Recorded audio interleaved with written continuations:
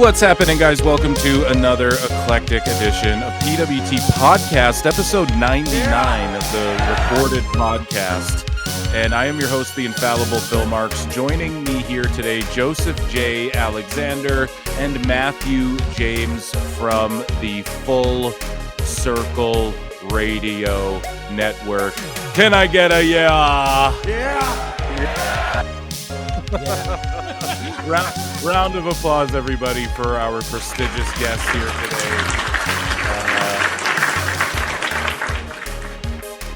But first, guys, youtube.com/@prowrestletimes and youtube.com/@prowrestleclips. Those are my channels. You can find my friends over at youtube.com/@Full Circle Radio.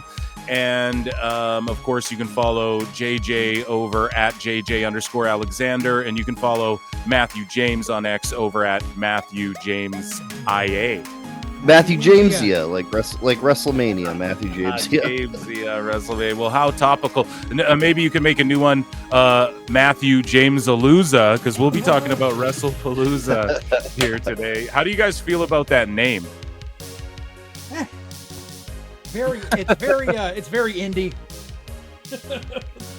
It is I believe the rights to it go back to an ECW show. Right. And I think it's just one of those things that they have the rights to. So it's in there. They just had to go through their stuff and go, what do we own? What do we own? What do we own? Do we own anything good? Is it Rocket Wrestling? Is it such and such? Is it December to Dismember? No, it's WrestlePalooza. Well, it's September to Remember, actually. That's what we did last night. And what? But this is coming out Friday morning. Time Cop. And wait, just a second there. So, did that happen at the 2300? Did they tape 23 at the 2300 still, or are they already out of there?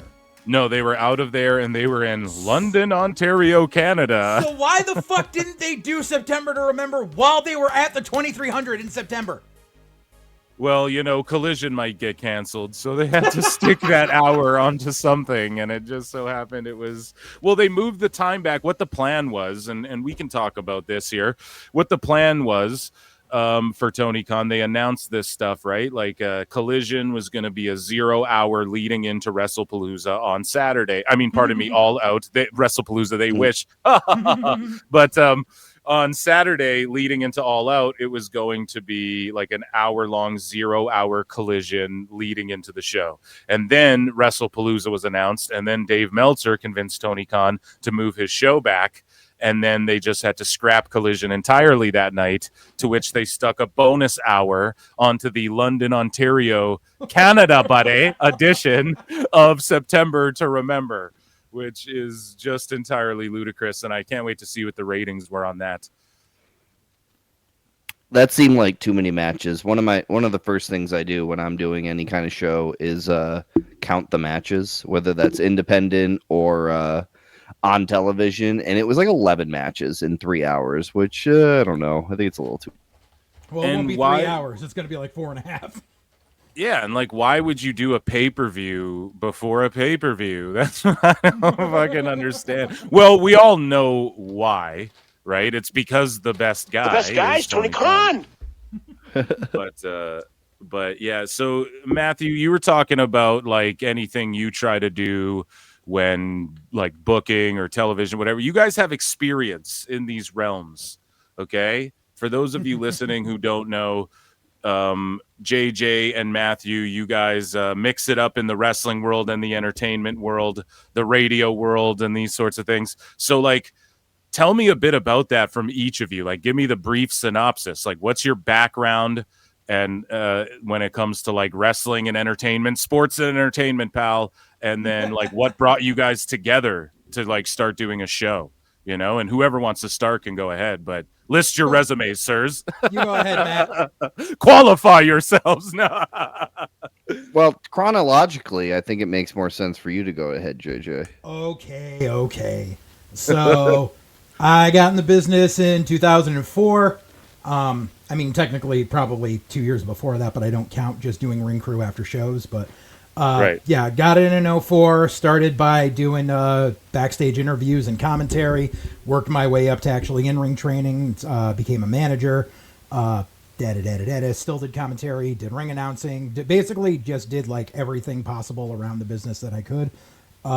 Then 2010, one of my trainers, stupid phone, one of my trainers passed away, so I took a year off from the business. And then when I came back in 2012, that's when I met Matt, working for a company up in Massachusetts. And then a few years after that, I started my own company. Well, it's not just my own. I have business partners, so I've never claimed that it's just mine. And hired Matt to come work for us there, because obviously, like, you know, we already like knew each other. And then, you know, stuff happened. I lost one of my legs, and then COVID hit, and then my business partner kind of is dealing with medical shit, so our company got kind of put on hold. And in the interim, and I mean, not even in the interim, along the way for the past decade, always had some sort of a podcast going on. Used to do a show called Full Circle Radio Reloaded, back with my commentary guys, you know, back in the old days. And then I started doing a show called White Heat with our play-by-play guy, Brian Cady, over on another channel. It was called Godzilla Media, no D. And we ran for a while there, and then they basically, that channel just kind of became defunct, so I moved White Heat over to my old channel.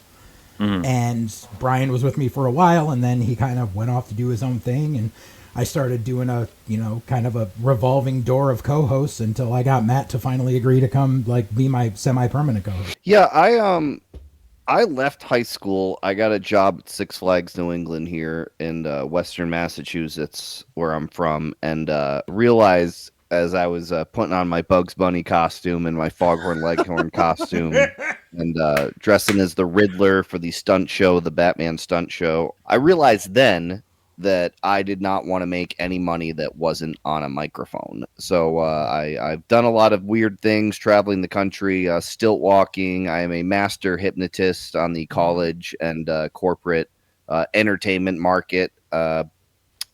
When I came back from New York City, guys that I went to high school with were running. One of them was co-promoting a New England Frontier Wrestling in Chicopee, Massachusetts, and I started doing backstage segments and weaseled my way into the ring announcer position that I really wanted to do. I think I was a pretty good ring announcer when I was doing it. I'm still doing a little ring announcing at Awesome Championship Wrestling. That's in Poughkeepsie, New York. But besides that, I've really retired from the ring announcing. I kind of co-promote, not on the money side, but on the creative side, Pioneer Valley Pro Wrestling here in Massachusetts. And spent some time on the radio the last couple years. And when the last company that I worked for kind of folded, and eliminated our positions as morning show hosts, I came back to Massachusetts from Poughkeepsie, New York. And I had been putting it off. JJ was looking for a co-host, I think, a year before that, but I was just between the radio and the apartment I was living in. It just wasn't conducive. So when I came back, we started doing White Heat earlier this spring, I believe. And that's kind of where we're at. I love wrestling.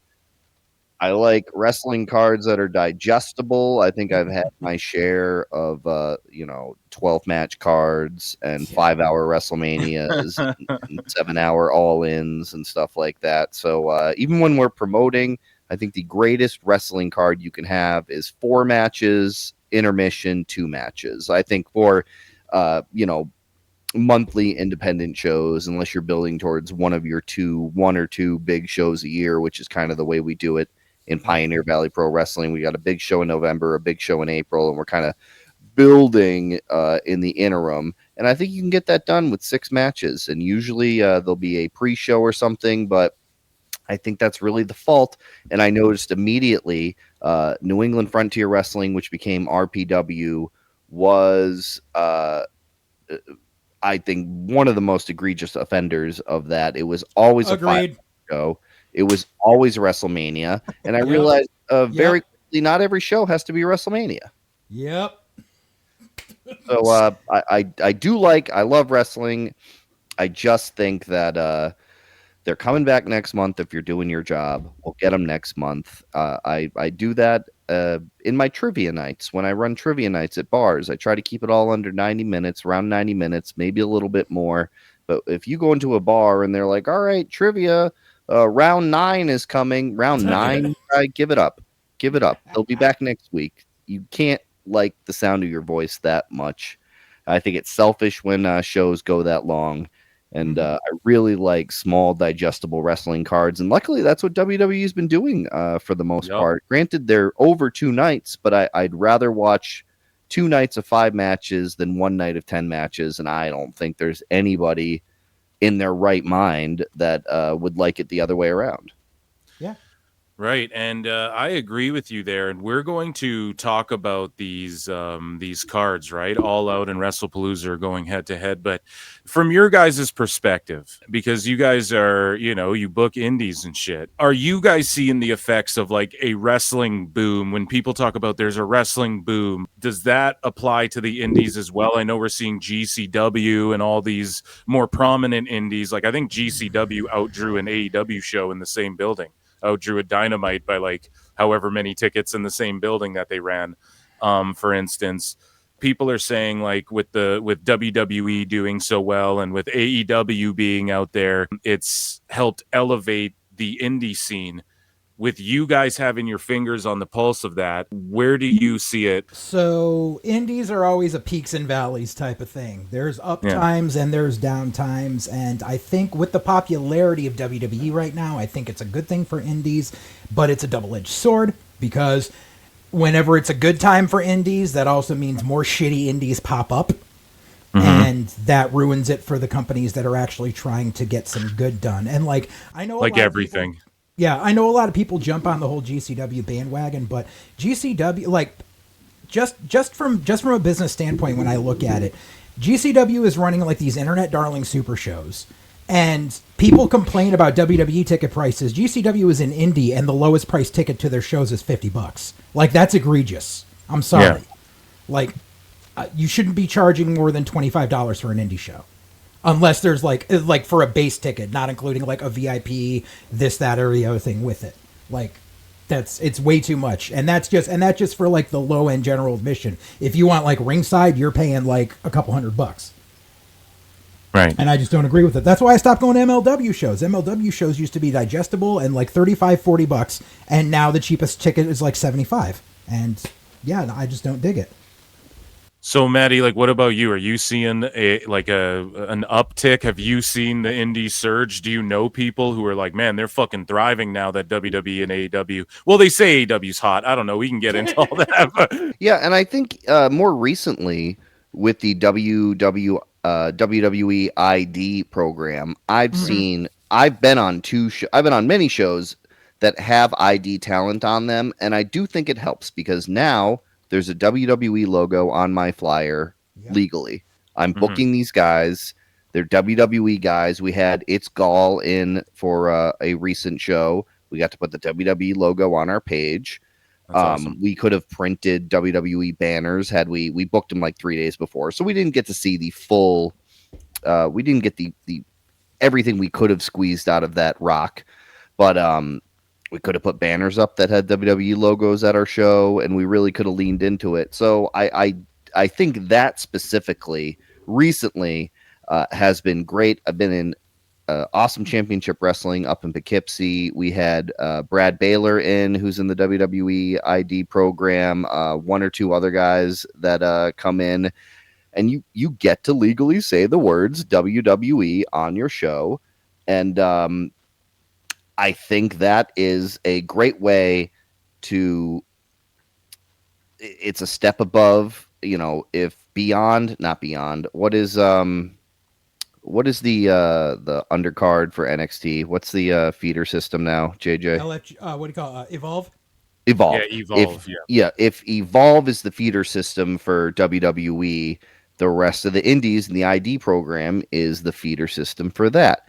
Yeah. So I just think it's good. It's WWE eyes on, because I'm sure somebody wants to see what their ID guy did in a match, and we had him up against, I think, Fancy Ryan Clancy maybe, or even if it wasn't, whatever it is, whoever we had it's Gall up against, now he gets a couple eyes on him, and that's good too. Does their price go up? Sure, but then maybe we sell a couple more tickets because the guy who wrestled the guy, or the guy that touched the guy, or the guy that's getting a look next month because he wrestled on this show or wrestled on Beyond or Wrestling Open in Worcester.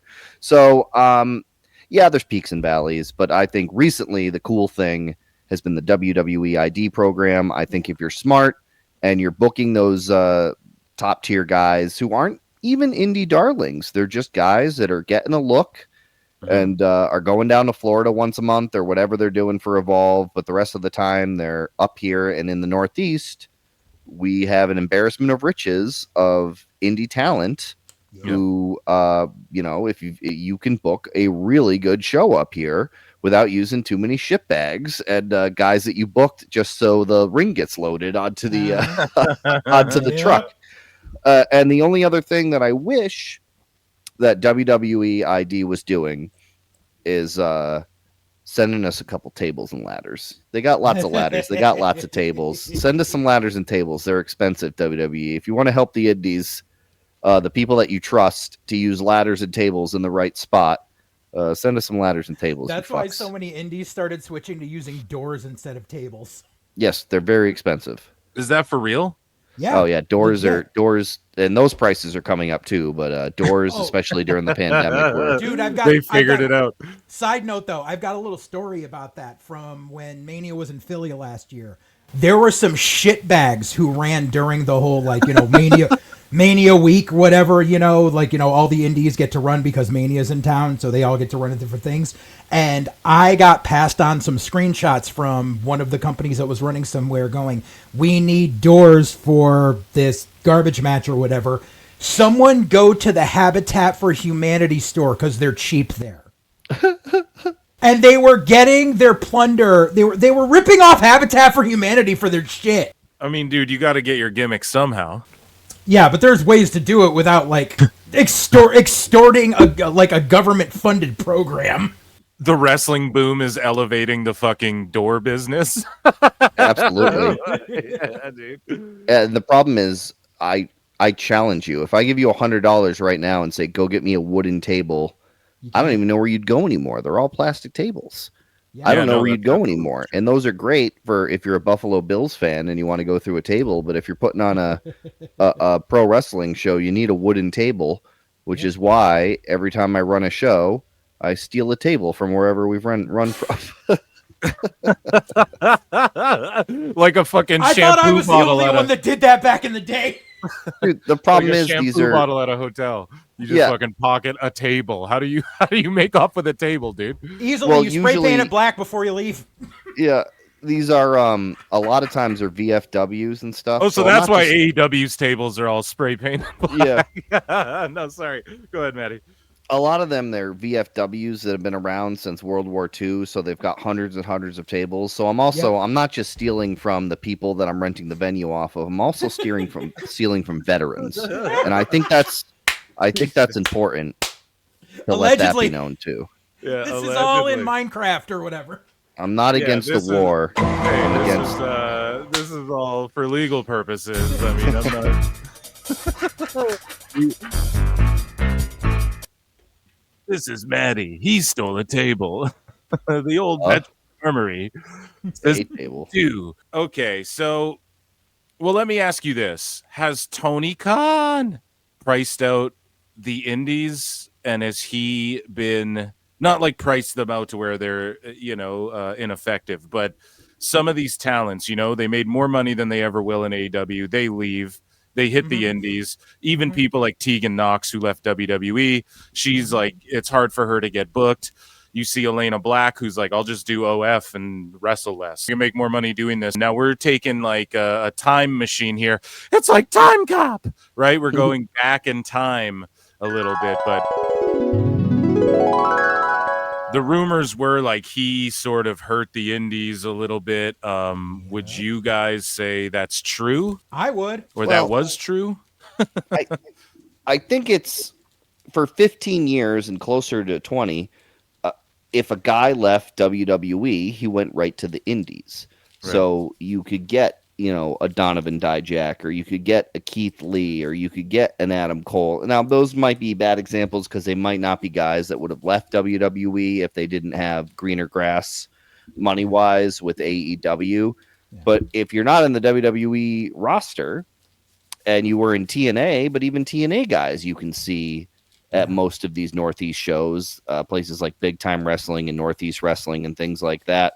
So time was when you left WWE, you went to the indies and you could see these guys. Now you've got a whole other tier, and I do think they're on separate tiers, but you've got a whole nother tier of a place that they can go to get their money that's not a high school gym, that's not an armory, that's not a VFW. So yes, if it's trickle down economics as far as wrestlers that aren't under main contract, yes, there's a whole other level that they have to slip through until you can get a crack at them now. And when WWE wasn't, when AEW wasn't there either, they were when AEW popped up, we lost a lot of guys, not because they couldn't do both, but because AEW was taping on Friday and Saturday nights, and that's when a lot of indie shows are. So now if you want Smart Mark Sterling and he's around, you've got to book a Sunday show, right? Because that's a day that they're not on. So yeah, and I don't think it's specifically Tony Khan. It's just that there's another tier, another level before they slip through the cracks, and you get a chance to book them where they get caught up there and make a whole bunch of money and aren't available for your date. This is my issue. Is the fact that before, like, so the wrestling business in general is it's one of those, it's about who you know, not what you know. Right. And if you have genuine like relationships with some of these people, like when they, if they go to WWE, when they come off of it, like, we'll be completely honest, they'll give you a friend price, which is great. Unfortunately, there's far less people making friends in this business nowadays because everyone took the you can make friends or you can make money saying in the completely wrong direction. And now everyone has a giant ego about things. And the biggest problem that AEW presented to indie promoters when they first started up, this was the most egregious thing possible, is the fact that all of these indie guys would get on this wait list. So if AEW came in their area and they were on this list, they could go do a squash match on AEW Dark. Now the problem is they go to Dark, they get their picture taken in front of the AEW backdrop because it's just, it's so they can use it for the graphic for Dark, even, and that's the only time it's going to get used. What happens is these guys then go on their social media and they post a picture of them in front of the AEW logo and act like they're signed when they're not. They get a $500 payday for this one squash match. And then they try to triple what they're charging every indie promoter going, well, I was on AEW. You were on a YouTube show. Nobody gives a fuck. You did a squash match on a fucking YouTube show. And now they're doing it with Ring of Honor. Well, I was on Ring of Honor last month. Motherfucker, no one watches Ring of Honor. You have to pay and watch it on a fucking web browser, and no one's fucking watching it. That's why they have to beg people to stay in the fucking arena when they do the ROH tapings. Yeah, I know. I've been there. I've seen Tony doing it. It's not like Please, guys. It's not We're like going to play the first 30 minutes of Time Cop. We're going to play the first 30 minutes of Time Cop while they set up the ring. Right. Everybody clap. Put your hands together. It's not like you worked Ring of Honor in 2008 when it was hot. Like that's not what this is. And I mean, there was a slight problem with people in TNA like that back in the day. Were like, well, I was on TNA, blah, blah, blah. And I was like, dude, no one knows what TNA is. Like back in the day, no one did. I was just like, it doesn't, because there was a while where if you like, I think it was when Bill Behrens was in charge of like all the contract stuff in TNA. He basically put out like an ultimatum to all indie promoters going, if you are filming your show for a DVD release, then you need to pay us an extra $1,000 on top of whatever you're paying the talent. And it was like, then I can't make any money, dude. Mm-hmm. And it was $1,000 per talent. So it's like, I bring in two people, I'm not going to crack that nut. Like, it's not going to happen. So that's the problem is there's certain people who were in AEW who are literally on regular AEW TV who, if you're friends with them, you get a friend price, and because they're still allowed to work the indies, and they'll come in and be like, yeah, I'll help you out. There's been a lot. People can take all of their opinions out the door about what people do what in their personal lives or whatever, but I will say that Sonny Kiss was always one of those really fucking down-to-earth people that was like, yeah, Nice. sure, I'll come in, I'm in the area. Yeah, shout out Sonny Kiss. So pretty much you started touching on it there, JJ. Like the perception is, well, on Twitter. I mean, in real life and reality and in Hollywood or in the larger entertainment business, there's no perceived war of AEW versus WWE. Right. But like on Twitter and shit, on Reddit and some of these places, there's this idea that it's WWE versus AEW. And I have talked about this stuff on my live shows and my podcast ad nauseum, but I want your guys' thoughts. Like, what is your perception of the AEW versus WWE quote unquote war? Where are you guys as far as fans of both? Like, I want to know, what are you both watching for each, like WWE and AEW? What's your perception of it? AEW gets praised as like it's this more indie style and sports base. I disagree. Maybe indie, but again, that's shitting on some good indies. There's some good, I don't know, is MLW an indie? Is that considered an indie? There's some people doing some good shit, out there. And I know you were talking about GCW. I like some of their stuff. Maple Leaf Pro. I try to support that shit. So just what are you both watching as far as both companies and just the overall, is there a war? Can AEW fill that void of WWE going to Saudi Arabia? I say no. What do you guys think? I am not. I like to get together with my friends and watch wrestling, and it never has been easier, and never has there been more wrestling. We've watched the Worlds Collide, which I never thought I'd watch, but it was nice. It was on YouTube, so I have a couple guys over.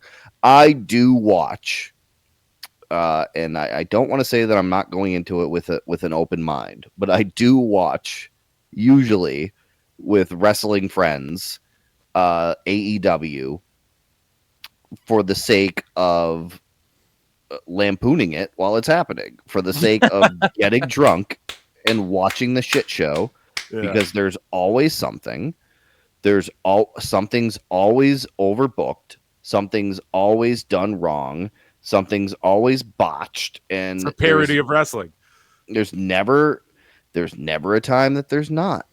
When I think about, oh man, what was it? And I really like Bryce Remsburg, but it was I'm so sorry, and I'm sorry if you guys are friends. These are my own opinions, but I think he's worse than Aubrey when it comes to his over. I'm so sorry, dude. I've had to roast him. He's like, just the one show he was like crawling over and he fucking jumped up on one foot. He's like hurt, but he literally steps up on one foot. One steps up on one foot, two steps up on the other. It's like, dude, if my referee was doing that, I'm fighting the referee. You know what I mean, dude? Yeah. I'd be like, count the fucking pin. Why are you jumping in the air?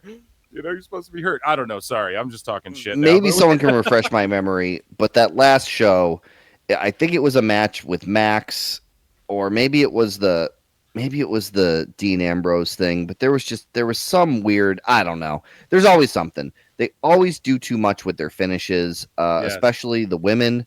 There's always too much going on that would have to hit absolutely perfect for it to not botch in some way, shape, or form. Everything's usually so convoluted. And I have friends there. I like that they're getting paid. Sure. Sometimes there's some good stuff, but for the most part, I'm watching it because I know it's going to be bad. I know I can drink. I know we can laugh, and I know we can point and laugh at this dog shit too long of a show. It's so bad that's the thing. Oh man, it's like, imagine if that's like a movie. Oh yeah, it's like, so shitty it's good. I mean, that's kind of a victory for them. Maybe they'll sell a few extra pay-per-views doing it that way, but it's so sad that like so many people have come to that conclusion. I do that with film also. Yeah, I do go see Godzilla's to get trashed and look at and how just bad talk this shit. movie is. Yeah, I yeah, I do do that go for sure. see the Jurassic Park. Like the last 3 Jurassic Parks have been Shit. just drunken shit shows where we're laughing and having the best time. The Marvels movie with the exposition and all that stuff. Like, so I do this in other forms of my life, and it's kind of even what I'm doing with Untrained Wrestling on YouTube. Is we're watching bad wrestling and we're having a Right. laugh and we're taking the piss out of it. And bad wrestling I enjoy almost as much as good wrestling, sometimes more, because I've seen good wrestling. I've watched good wrestling. I've watched enough wrestling for 10 lifetimes. Yeah. So I don't mind spending the money. If I have guys over, I don't mind buying the pay-per-view because I'm not going to jump up and try to find illegal streams in the middle of something. I do. So I don't mind giving them their money because I'm going to have a great time. Yeah. Well, it's good that you're supporting it in that way. But yeah, it's just, I feel like so many people now just like lampoon it to where, like, because let's be honest, that's not the way you grow a business or do. And I know some people, like, here's the thing, I don't give a fuck if a movie makes like $1 billion. If I enjoy it, I enjoy the movie. Same with wrestling, same with any art. It doesn't really, like, yeah, I mean, at the end of the day, the wrestling business is about working people and drawing in fucking, people, paying customers to see this live entertainment, especially when you're on TV. And I think that's the thing that drives me nuts the most with AEW is, like, at some point, if you're going to do this, like, go ahead and do it. But it's like a weekly TV show, and we have all these media outlets trying to pretend it's like beating Raw in the ratings and shit. Most people either watch it to make fun of it or just stopped watching it entirely. And I don't know, man, as somebody who wants to see another like WWE versus WCW scenario, it just was like a dagger to the heart for me as a fan. AEW, after like the first 2-3 years, I was like, oh man, no, they just fucked this up. As far as like, going to war with WWE, but the people like to pretend that the war's heating up more than ever right now, and that Tony Khan should book shows like, WWE's going to Saudi Arabia, and Tony Khan should book shows on the same day before. They're like, how dare WWE counter program AEW, and then now they're begging for AEW to counter program WWE. It's deranged, man. It's insane to me. JJ, what's your take on all of that and the wrestling war? And are you keeping up? Like, I watch all AEW. Like, every week I watch Dynamite, I watch Collision, I watch Raw, I watch SmackDown, I watch NXT. If I'm gonna not watch something, it'll be like TNA or MLW.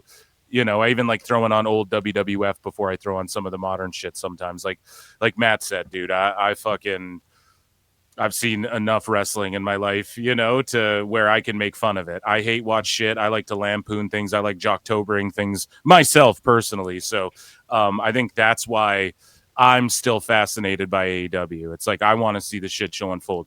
But for you, like, yeah, where are you at with the war, and what are you keeping up with? Are you just like, fuck AEW, I'm not watching this shit? Or I mean, I DVR AEW in case there's something I need to watch, but there's only so many hours in the day for me.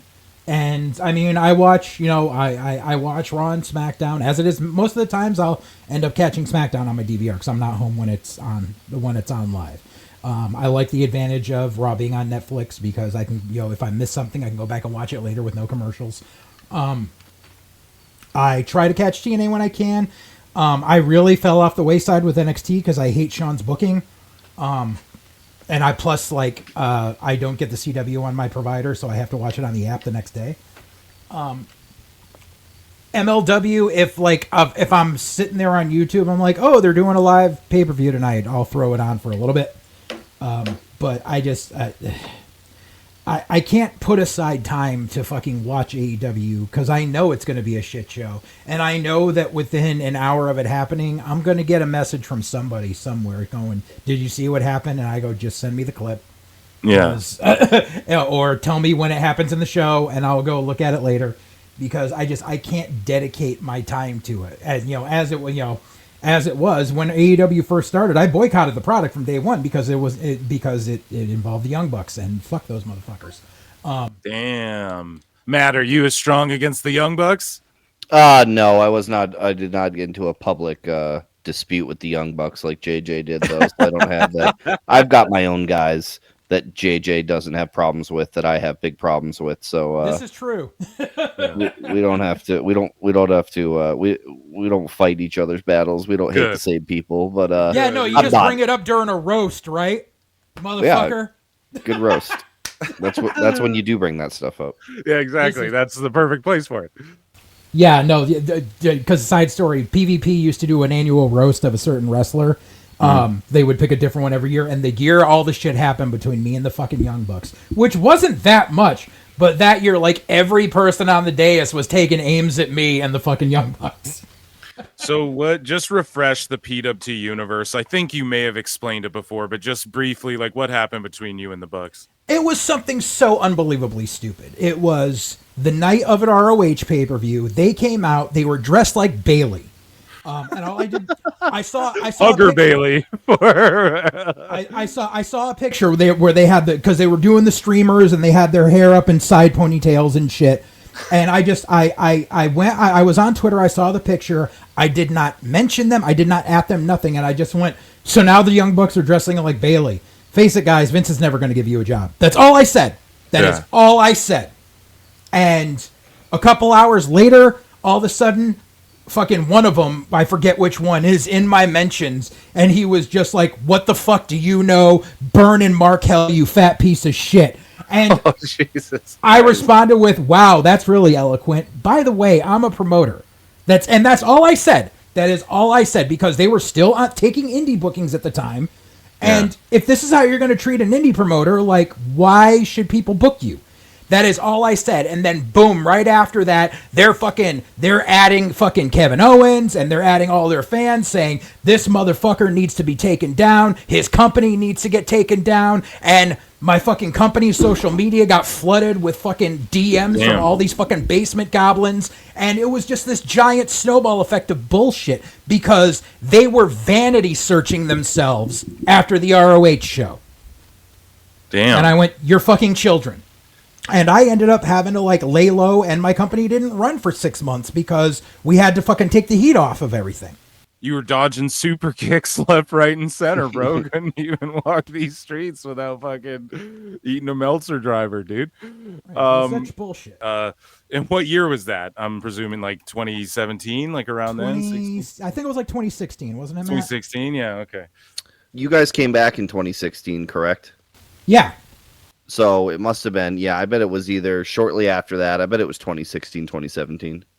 So our company our new company started in 2015, and I think, like I said, I think it was like the end of 2015 that it happened, and we took some time off and I came back in 2016. Speaking of wild times, what's like the craziest, I guess just quickly too, because we are going to talk about WrestlePalooza and all out, but I like just chatting you guys up about, you guys have so many funny fucking stories and cool experiences. What are your guys' like, besides that, any like beef or dramatic thing or crazy indie story that ever happened that you want to share? Like something, it could be something funny, putting someone over. I mean, I've had run-ins. We've dealt with so many names that, you have a story for all of them, whether, this guy was cool, Ethan Page was cool and drank with us till 5 a.m. or, Matt Bourne came in and it was trash, didn't take a bump.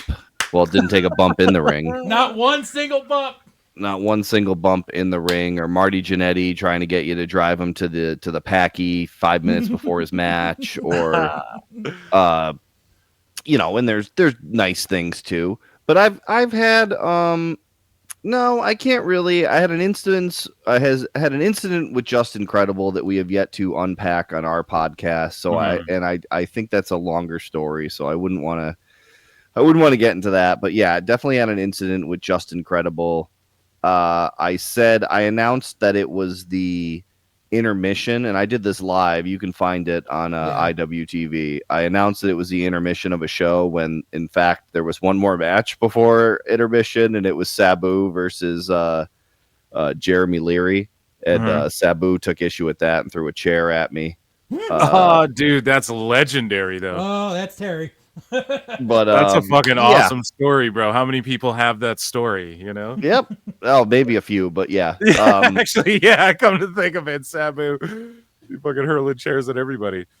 But, and I worked a show with Boogeyman, who got very upset and left, and nobody wanted to bring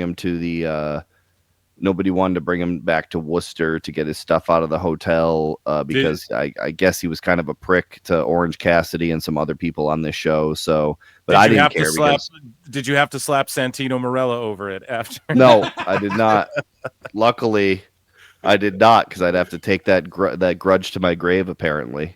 Yeah, exactly. Where I got to spend probably 4 or 5 hours with Boogeyman, driving him and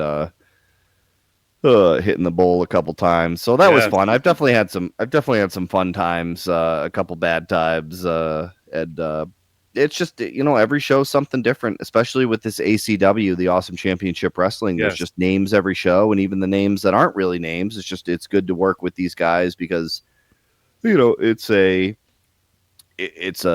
show that started strong and has continued strong, and they're on their 5th or 6th show now, and it hasn't died out like most of the promotions that try to do this. And JJ and I have called, and I don't know who coined the phrase, but we've come to call it tax relief pro wrestling, because you see these shows pop up in the spring when guys get their tax money back, and it's half TNA, half AEW guys with a couple of MLW guys thrown in. Yeah. And you're just like, you're not making money off this. There's no way you're making money off this. You have 5 guys that cost $1,000 on this show. Yeah. And you're not selling 500 tickets. So let me know.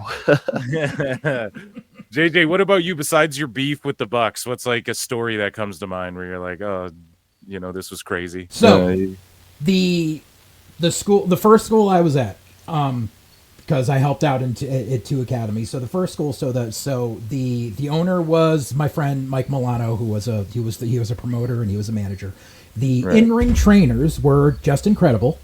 Ron Zombie, who was a graduate of Killer Kowalski's, and unfortunately Jason Knight, who was he was in ECW. He was the sexiest man on earth. Jason, the guy who did all the shit with Nicole Bass. Yeah. Jason is a vile piece of shit, and anyone who knows him will tell you the same thing. Oh, shit. Oh, yeah, Jason's a terrible person. I stuck up for him way too long for him to just stab me in the back. So what happened was, when we first opened the school, we did a thing where we did Sunday afternoon TV tapings. We would tape and put it up on our website. We would do those every Sunday, and then the end of the month, the final Saturday of the month, we would do the big blow-off show on the Saturday night, where it would be the culmination of everything that happened on the TV. It was a nice little setup. So the first Saturday night show, or the second Saturday night show, I should say, the second month in, the main event was supposed to be Ron Zombie and Dylan Cage had turned heel, and they were supposed to face Jason and Credible as the Impact players. Jason and Credible at the beginning, me and my commentary partner in the ring, giving the rundown of the show.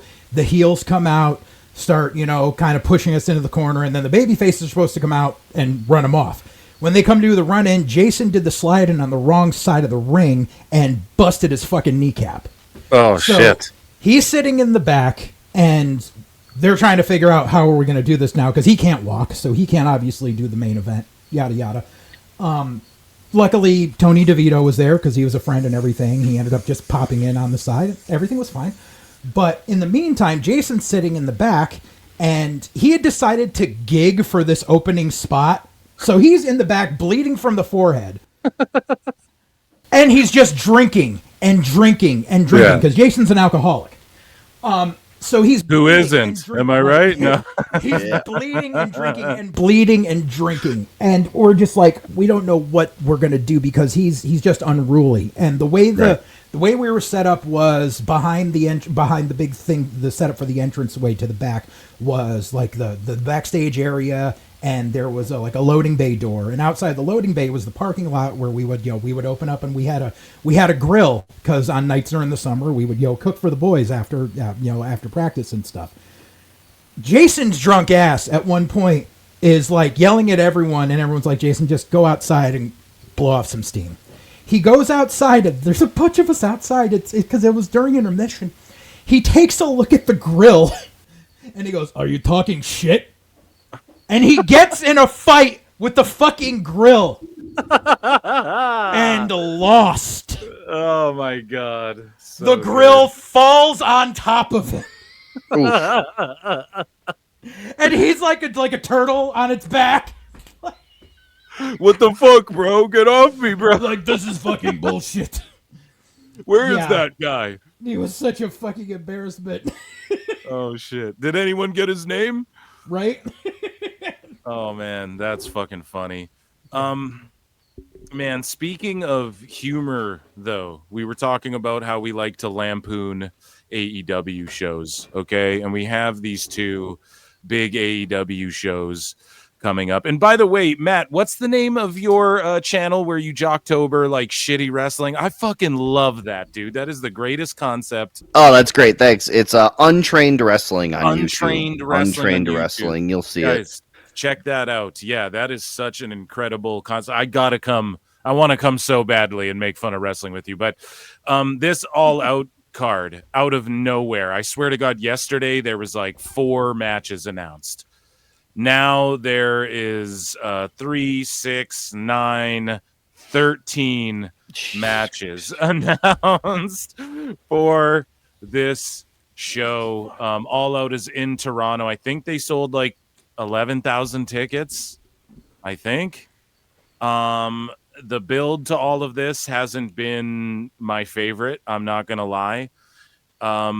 We're going to go over this card, and I guess we can give predictions, thoughts, if we're looking forward to any of this. I'll start at the bottom and work my way up over on Wikipedia here, but there is a 4-way ladder match for the AEW World Tag Team Championship. Brodito, so Brody King and Bandito, who are the tag champs, versus the Young Bucks, who I'm sure JJ is thrilled to see wrestle in this match, versus Jet Speed, Kevin Knight and Mike Bailey, and Don Callis family, Hechicero and Josh Alexander. It's a 4-way ladder match. JJ, who's your pick? I guess. Do you give a fuck? What, the problem with AEW, there's no story to be like, oh, well, this was cool, and maybe this, and maybe that. It's just like, okay, they're going to do a bunch of spots, and the Young Bucks are going to pull some toys out of their ass, or pull some gummy bears out of a sock again, or whatever the fuck. Yeah. Go ahead. Judging by the fact that it's a ladder match and the Bucks are in it, I'm saying that they're taking the belts back, and this will be their whole, we demand respect now that we have the belts, and no one's going to give a fuck. My question is, wasn't the main event last night, the main event of Dynamite, wasn't Top Flight in it? So why aren't they in this match? Because they lost, bro. So? Or did they win? I don't know. I just know they were in it. I don't know, man. And Jet Speed to me is such a travesty. You sign Kevin Knight and Mike Bailey the same week, so you just stick them together when they did a vignette for Mike Bailey as like he's his own guy, and they had Kevin Knight doing his own thing as a jobber, like an enhancement jobber, sort of like, and then they just stick them together. I don't get it at all. Matt, what are your thoughts on this match? And are you excited? Hey, listen, I'm a mark for fucking ladder matches, though. I'll be honest. Like, I can't wait to see these guys flip off ladders and shit. Are you with me on that, Matt? What's your thoughts about it?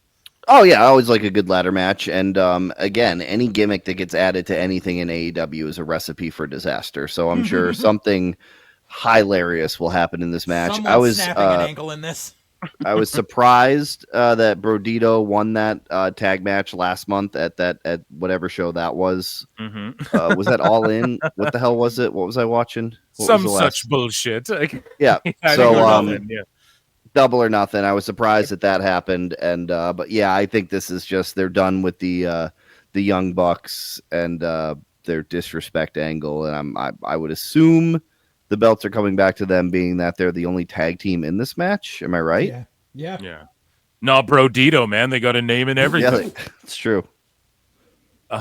So Jet Speed doesn't even have a Wikipedia page. It's crazy. So the next match, we have a singles match, Big Bill versus Eddie Kingston, which got thrown together in like 2 weeks. And Fightful had a report like yesterday or the day before. They go, Eddie Kingston's return to AEW on Collision was not to generate buzz and surprise or whatever for AEW All Out. And it's like, well, then what the fuck is the point of doing any of this? Like, what do you mean? So you bring him back to set up a match for the pay-per-view, and then a report comes out that he was not brought back as like a surprise to generate buzz for this pay-per-view. So then, like, okay, make no mistakes about it. Our television is not to drive viewers to the pay-per-views. Like whoever told Fightful this should be fired, and if they just made that up at Fightful, I mean, I'm not surprised. But it's just like, what the fuck? Like, why would anyone even say that? Like, who said that? Who told them this? It's insane, and it makes no fucking sense. I didn't make any picks here, I guess, so far. You guys can make yours. I usually lock them in the day of. I'm going to be live streaming this whole fucking thing. But Big Bill versus Eddie Kingston. I mean, I like Big Bill. I'm not going to lie. Kingston can cut a decent promo. Am I excited to see him back? No. So maybe they were right. It wasn't to generate buzz. I don't know why they'd put it on a card or put it on the pay-per-view if that wasn't the case. I'm confused about that. But I'll watch a Big Bill match. I don't know. Hopefully it doesn't devolve into just like Eddie Kingston fake slapping Big Bill and shit like that. JJ, what do you think of this? Well, so are you excited for it? Eddie Kingston's back, dude. Now, I love Eddie as a person. I've never hidden my feeling. I think Eddie is a great person. I think he has a great mind for this business. It really made me mad when he showed up in AEW because I know that he got offered to be a coach in NXT and he chose this instead. And it's just like they're going to give the win to him because they have to. I like Bill Morrissey too. I think you know. I think he's being wasted in AEW. I mean, everyone's being wasted in AEW. That's not an EVP. But what really irks me, and I say this out of love, is the fact that Eddie's been out for a year because of that horrendous injury. Now, I recall before that, remember about 6-7 months before that injury, remember there was that whole interview with Eddie where he was like, I just quit smoking and I'm going to get in the best shape of my life so I can go after the AEW title. Then he got hurt. Okay, so you've had a year off. That's a lot of rehabbing. That involves a lot of physical therapy. You can roll weight training and cardio and stuff into that physical therapy. The fact that Eddie came back looking like Eddie before he got hurt is just very disheartening. Like, he had a chance to stun the fucking world and come back in the most amazing shape of his life and be taken seriously by the casual fan, and he chose not to do it. And I still love him to death. But I think there was a golden opportunity missed there. Yeah, I'm a big fan. Like, when he first came into AEW, I was like, oh, shit. Like, he fucking ruled in NWA, man. I loved Eddie Kingston. Yeah. And, like, I don't know him personally. I'm not hating on him. But, he just, I don't know what it is. He just could have came back. I'm not saying jacked like Triple H and fucking WrestleMania 18 or whatever the fuck. But I'm talking like, he could have came back and, like, really shocked the world. And again, they're just throwing him in there. And then the dirt sheets are just like, and fuck him. He's not worthy of any hype or buzz or whatever. And it's like, come on, man. And then Tony just gives them like half a week to build this fucking match that, like, I actually like Big Bill. I actually like Eddie Kingston. It's like, you could have did something more with this. Matt, what's your thoughts on this? Who do you think's winning? I think that Eddie Kingston is an embarrassment of a pro wrestler, and we don't fat shame in this house, but he's the fattest slob that's ever stepped into a fucking rig. That back fist dog shit that he does looks more ridiculous. He always seems to be in a rush to get to the ring, and instead of walking to the ring, he does this fat guy run to the ring, which invokes lots of laughter. One time I was arguing with someone about Eddie Kingston, and he's like, I don't know, man. Seems like a guy that could, legit beat you up. Like, he could legit beat up Wheeler Yuta. And my friend Nick goes, beat up Wheeler Yuta, more like eat up a wheel of Gouda. And I've been saying eat a wheel of Gouda for probably Eat a wheel of probably Gouda. 3 bars. years. Oh This is my the funniest god. thing that I've ever heard. I don't Oh fat my. shame. I don't fat shame, but he should be fucking ashamed of himself. Dude, it's like what all those wrestlers who had beef with him like was saying was true, and I agree with the sloppy back fists and the shitty. That's why I said the fake slaps. Like he does all this shit where it's like, man, that's not what you should be doing. You should be like, I don't know, more of like a Kevin Steen type guy. I don't, or Kevin And he Owens, right? used to be. He used to be. That's the problem. He's like trying to do Moxley shit, and he's dressing like Tazawa or whatever, and fight. And Claudio's dressed like Misawa, and they're trying to redo old All Japan spots. And it's like, get the fuck out of here, man! Like, no, this isn't. And it all divulges, like every one of these matches will, into that Japan shot for shot bullshit in the middle of the ring. Fighting spirit. There's an epidemic in this company with everything divulging into you hit me, I hit you for boo, yay, Japan hard hits. And half these matches will have it in them, if not more. Yep. Well, speaking of Japan, Katsuchika Okada is the unified champion, which is the dumbest fucking title ever made in the history of mankind.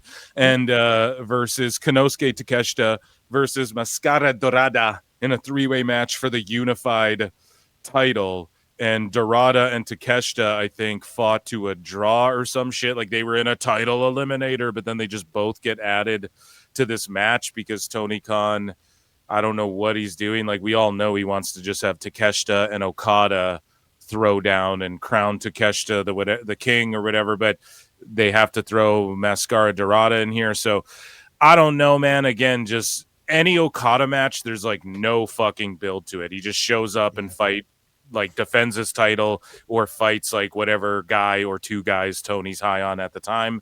And I mean, I don't know. I'm not even going to make picks yet, but I do like Takeshita. I do like Okada, although he has been like a shell of himself. Well, I don't know. He's actually had a couple bangers in AEW as far as like on the pay-per-view, but bangers as in like it was like the last pay-per-view, I forget as well which one it was, but I think he had like one of the better matches of the entire night. But when there's 15 matches, it's like, whoop-de-doo, Basil, what does it all mean, you know, to quote the great Mike Myers. But Katsuchika, Okada, and Takeshita, I want to see them fight, but I don't really care about Mascara Dorada being in there. Again, the story is not really, there is none.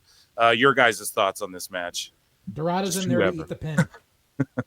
There you go. Dorada's there to eat the pin. You're right. Yeah, that's why he's in there. What do you think, so Matt? They can continue on this shit.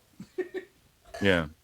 It'll be 22 minutes long. You'll get 2 fight forevers, and next week we won't remember that this match happened. And like, are some of these on the fucking pre-show?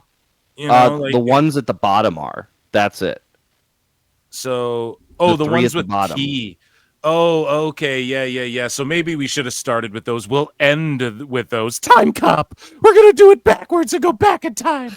So Hangman Adam Page is going to take on Kyle Fletcher. Again, they do a contract signing. It's like Fletcher just stepped in last second and you're doing like a contract signing when it almost doesn't warrant one. Like, God damn it. And my biggest problem is that after Hangman and Moxley happened at All In, what's changed in AEW? Moxley's running around without a title, just still wreaking havoc on people and putting bags over their heads and kidnapping and all this shit. Nothing's changed at all there. And when he had the title, he kept it in a fucking briefcase and he wasn't carrying a belt around anyways. So nothing changes as visually as a viewer. Nothing fucking has changed other than, well, Hangman's got the belt and all he does is just cut a promo, fight a challenger, but nothing's really actually changed in AEW. Like, what was the whole point of All In? That was supposed to be like the end of this era, like Austin turns heel, or like we finally thwart, like Roman finally loses, the bloodline breaks up, there's all this story to be told. None of that. And we just get Hangman versus Fletcher. Okay, cool. I mean, I like Fletcher. I do. I would pick him as a top prospect if I was like figuring out who I was going to develop myself and stuff like that. He's the TNT champion. And if any member of the Don Callis family interfere, Fletcher will be disqualified and stripped of his TNT title. So they just added that stipulation in there. even though Fletcher, like, here's the thing though, Fletcher's been beating guys without the help of the Callis family. So it's not like they've imprinted in our brains that, Fletcher needs the Callis family to keep his title. They haven't put that in our brains at all. So now it's just like this shitty last minute, oh, I know, Hangman, tell them that if anyone interferes, he'll be stripped of his belt too. So it'll be a true one-on-one battle. And we know this match is going to go 40 fucking minutes, and Hangman's going to hit every move on Fletcher. He's going to kick out of everything. And then Fletcher's going to hit every move on Hangman. Hangman's going to kick out of everything. And then Hangman will and then watch, Callis family people will come out anyways, because none of these stipulations matter in AEW. And then Hangman Page will get the win. And like, it will show that Fletcher's a true warrior who can hang with the best, that's because that's all they do in AEW as well. That's my prediction for it. But I don't know, man. Hangman can put on some great matches. I do like Fletcher. Like, I don't boo-boo all over him. I know a lot of people call him Randy Orton light and all this shit. I don't boo-boo on him that hard. But what are your guys' thoughts on this match, the development of Fletcher and Hangman Page as world champion? Page is a shitty world champion. Fletcher has just flat out bluntly, Page is true. Shitty. It's the fucking truth. Fletcher has potential, but by the time he gets out of that company, he's gonna have so much shit he has to unlearn that it's gonna be like he's gonna be a huge project, and it's going to be a matter of if he wants to unlearn at that point, because there's something there. There is something there, but it all depends on if he is willing to humble himself. This match is a hat on a hat with no reasoning other than the only reason they threw in that stipulation is probably because we're going to get a 15th member of the Don Callis family who comes out during it. Wardlow. No. It's going to be someone. It's going to be someone who isn't a member of the Callis family. It's going to be a babyface turning heel as a swerve, bro, and that's what it's going to be. Wheel of Gouda will come out and switch alliances. What do you think, Matt? It's going to be exactly like that, and it's a swerve that they thought of 2 weeks ago when Becky Lynch did the same thing when the entire Vision. Yep. Was banned from ringside. So at least we're counter programming, and there's we could literally draw lines from one angle to another. And there's two belts here, and they're not both on the line, and we're not unifying them. It's on the same card as the AEW Unified Championship.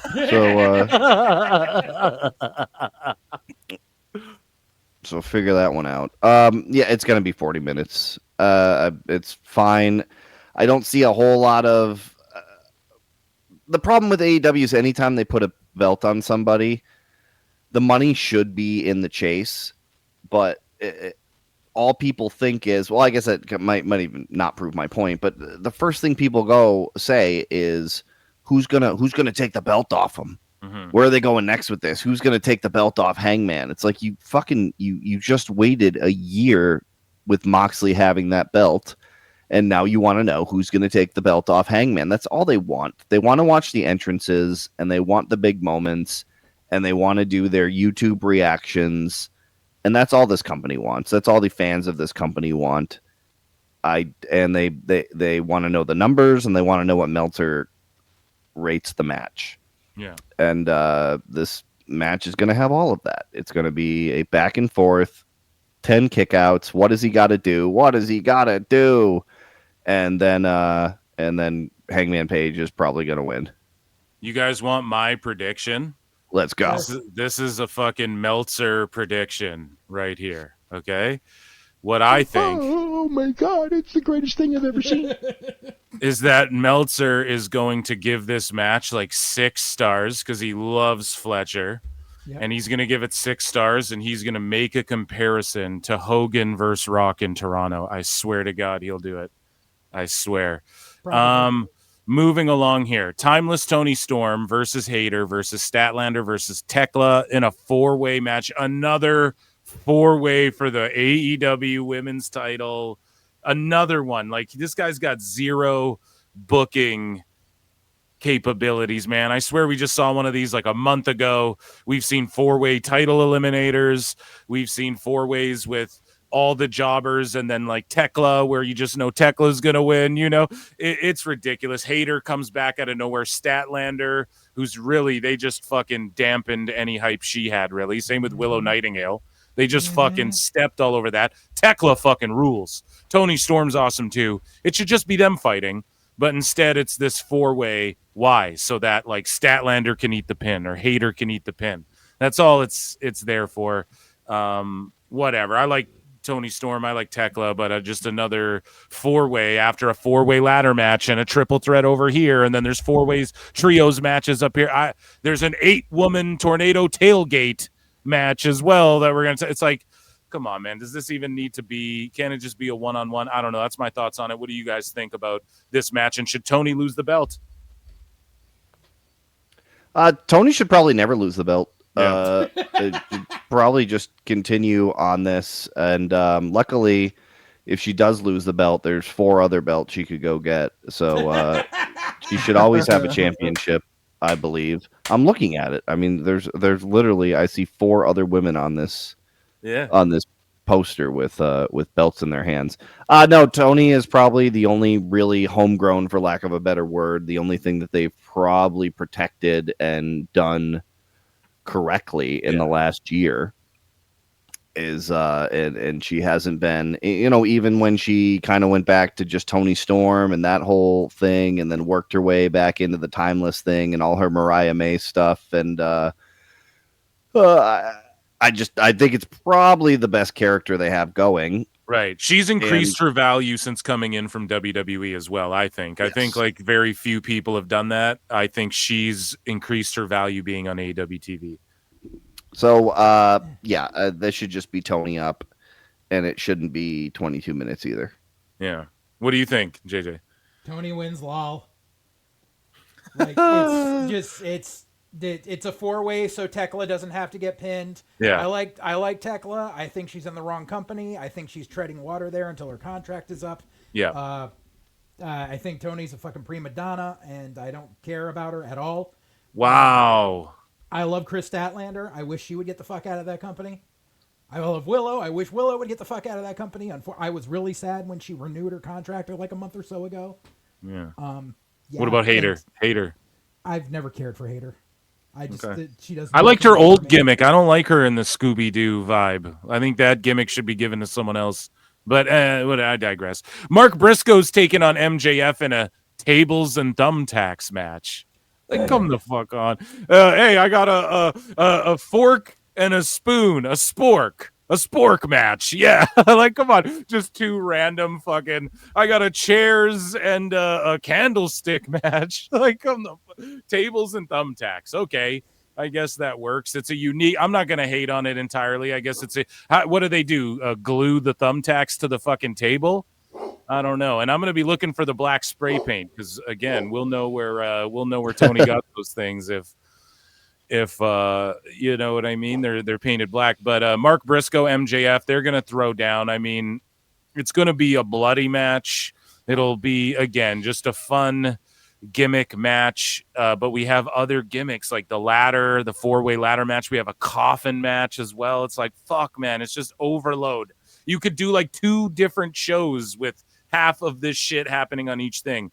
And you could still argue it's too much. But either way, Mark Briscoe, MJF, I mean, 2 guys that I think can wrestle and 2 guys that I would say are a positive for AEW. When I see them on TV, I at least stop and give what MJF's saying a chance, even though I do roast. Like, a lot of his shit is just like, small dick, fat ass, you're gay. It's like these middle school kind of fucking insults he throws around and shit where it's kind of getting hacky.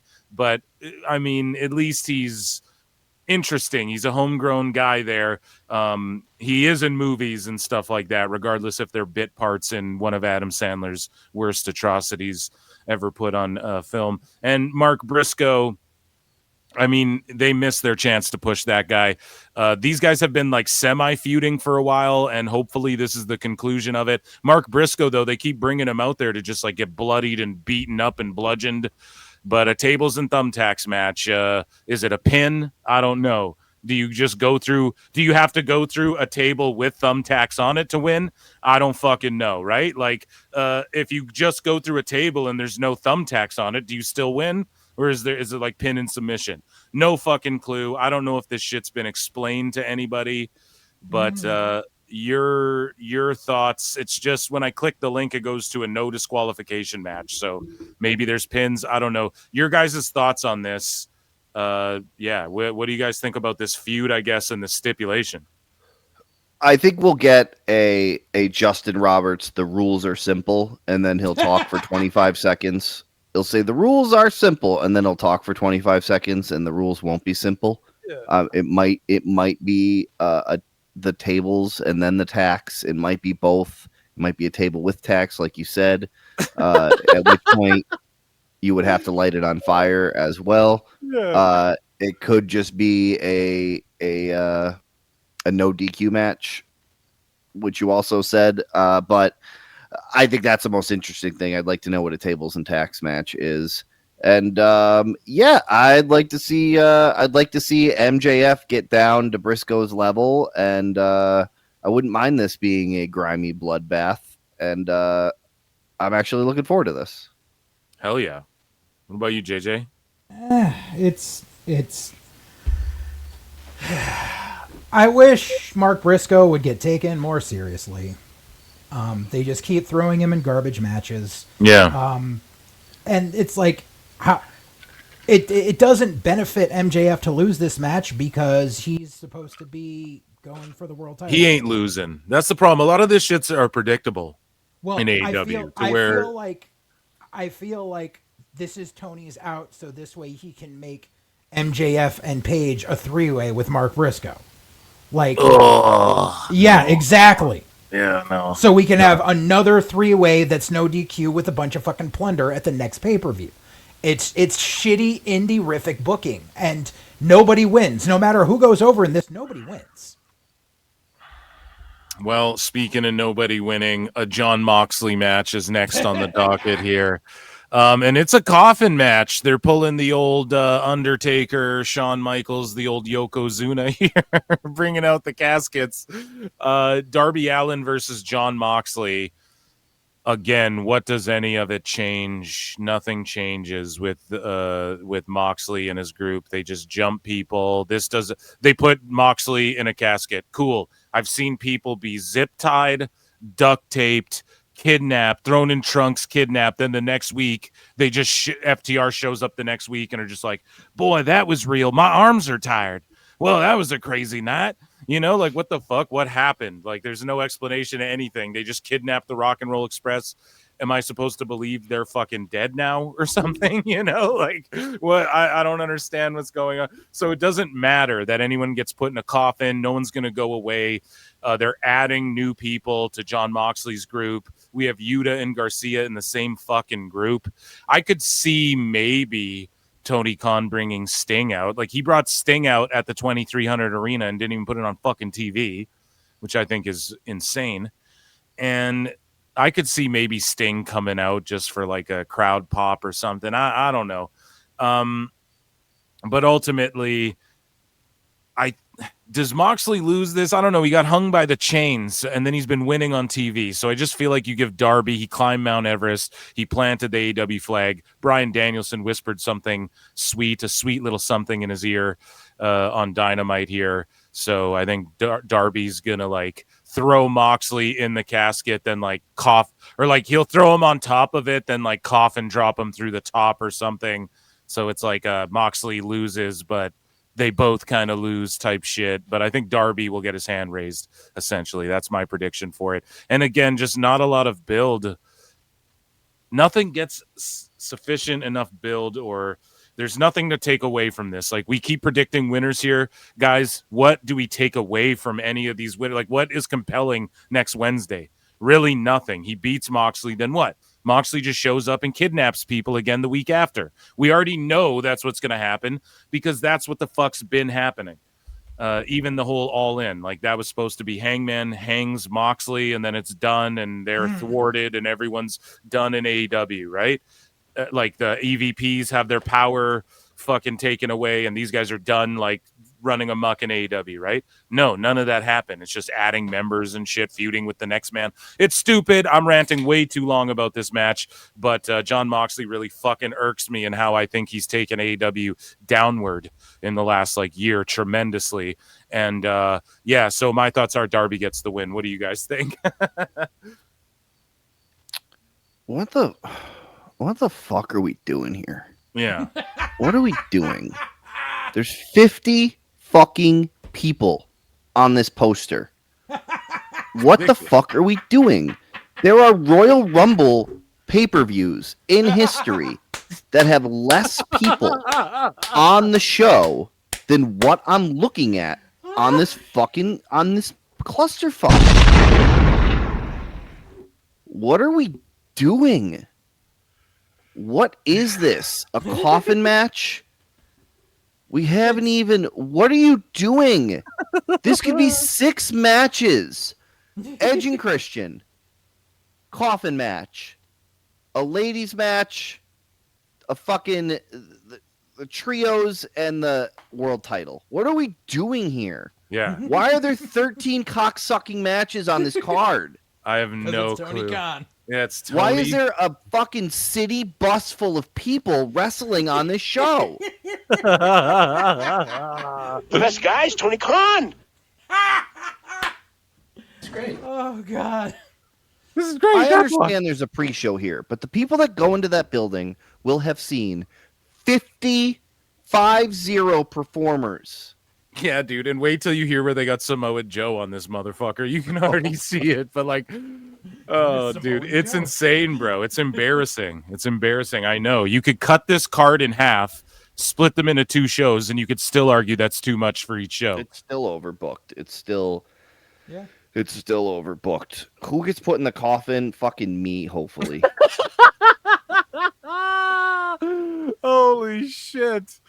Oh my god. JJ, your thoughts on the coffin match? Oh my god. So I know they've been trying over the past few years to make it so like the coffin match is Darby's match or whatever, but I think going into it's going to be like, this is Darby's match, this is Darby's home turf, and then Darby's going to lose because it's a no DQ match, so all the Death Riders can just come out and we could literally do Taker versus Yoko. You exactly. You fucking said it right at the beginning. We're going to get Taker versus Yoko. We're going to get all the Death Riders coming out to take this scrawny 105-pound female abuser to put in this fucking coffin.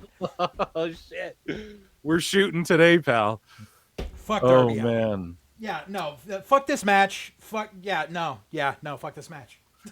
So Mercedes Monea, the champion of women's wrestling, is taking on Riho for the TBS championship. TBS might not exist in a year's time. TBS, they might not even be on television in a year's time. But the TV champion here, Monet, taking on Riho. Listen, I don't get triggered by Riho that badly. Like, to me, growing up, I'd see Japanese wrestlers come in and I'm like, oh, that's ninja shit, and I don't get triggered by her. I think her gear when she returned and she was wearing, like, I get it when people are like, oh, it's schoolgirl fetish shit. Like, I get why people would extrapolate that from it. But at the same token, when she came back and she was wearing like the jean skirt, she looked more like a fucking Street Fighter character kind of or whatever. I was like, she should go with that more. I think that's cool. Maybe like a Tekken character is what I'm talking about. I was like, she should go with that more. That's a cool fucking look. But no, she's just like wearing the old gear again. It seems like, I don't know. But either way, Rio doesn't trigger me that bad. Am I like overly, oh my God, Rio and Mercedes Monet? I don't give a shit. Monet's going to defend her title. Rio, I think, has like visa issues or something. And she just comes around every now and again.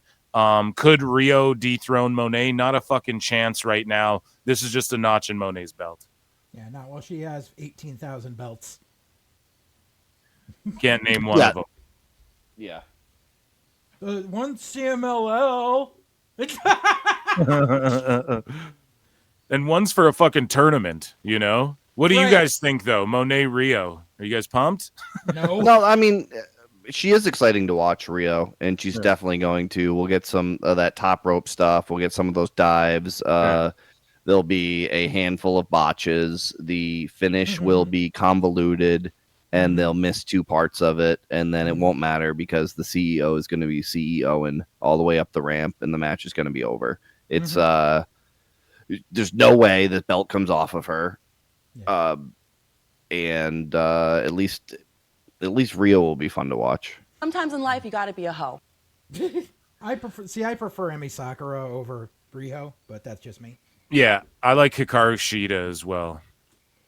But here's the thing, man. Emi's like older, you know, and not like to age shame or anything, but like her time when AEW first started, I think they could have had a run with Emi and she could have been the bridge. Like, here's where all these Joshis are coming from. I trained them and they're like my fucking minions. They're my young lions and shit. And I'm like this evil queen lady, you know, but hey, you know what they say, you know what Mercedes Monet says. So the next match we have Hurt Syndicate, and they're taking on Ricochet and the Gates of Agony. Now, I actually like this. Like, I like Bishop Khan and Toa Leona. I think that they should be in WWE, the land of the giants, as they say. You know, these guys would, and I get it. There's so many Samoans over there, but I don't know. I think that them being with Ricochet is good for them, and these are the types of guys that if Hurt Syndicate are going to be in the trios champions, right? They should be, or the tag champions rather, and 3 of them in, or you're going to have trios titles. You need to establish trios. Trios is right, and at least like we know Ricochet, like he had a WWE style match with fucking Shelton Benjamin the other week or whatever. Like when you get 2 WWE guys in there, everybody, you know, even the AEW sickos are all like, oh, this match fucking is awesome. It's cooking. It rules. Yeah, because they're doing like a more television style paced out fucking match. They understand psychology a bit better. And like, to me, Ricochet, is he my favorite character? No. I do think he's doing better shit in AEW than he was doing in WWE, as cringe as it is. Not his Twitter activity, but like just him on the television show, you know? And then Khan and Toa are the type of guys that Hurt Syndicate, like if they're going to go put over younger talent, it's not going to be Daniel Garcia and all these fucking guys that Tony Khan wants them to put over. It's not going to be Mike Bailey and these guys, okay? It's going to be fucking guys like Bishop Khan and Toa Leona, like guys that can actually have a look and that they can actually maybe impart some knowledge. Like, hey, here's how you work a fucking this type of style. I don't know. Ultimately, what I'm getting at is I'm not sitting here drooling over this match, but let's establish some trios. I'm okay with this. Like I've wanted forever them to establish a trios division, a tag team match. Again, why is this on this card? This could be on Dynamite. I'm right there with you, but just as a fan of wrestling, I like Hurt Syndicate. I do like Gates of Agony, although I'm not sitting here like their body of work. I'm just saying like I like their look, and if you push them, if they were in NXT, they'd be fucking, I don't know. I think they'd be developed correctly and they'd be fucking monstrous over there. But that's my thoughts on it. This isn't even for the trios titles though. So who's the trios champs right now? Like the Ops. Okay, the Ops. So yeah, and then they're on. So you have 2 of the Ops in a fucking tag match.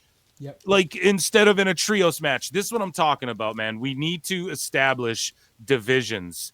In every wrestling company, if you're going to have a fucking title, there should be like 3 guys where you're like, clearly they are in the talks for this world title, or clearly these are the 2 or 3 teams that are in the talks, you know, in line for this tag title or whatever. And in fucking AEW, they just like take 2 of the trios champs, team them up with one of the tag champs, and then one of the guys from the Callis family to take on like 4 random guys. They always do this shit. It drives me nuts. But anyways, I'm okay with this match. I like Hurt Syndicate.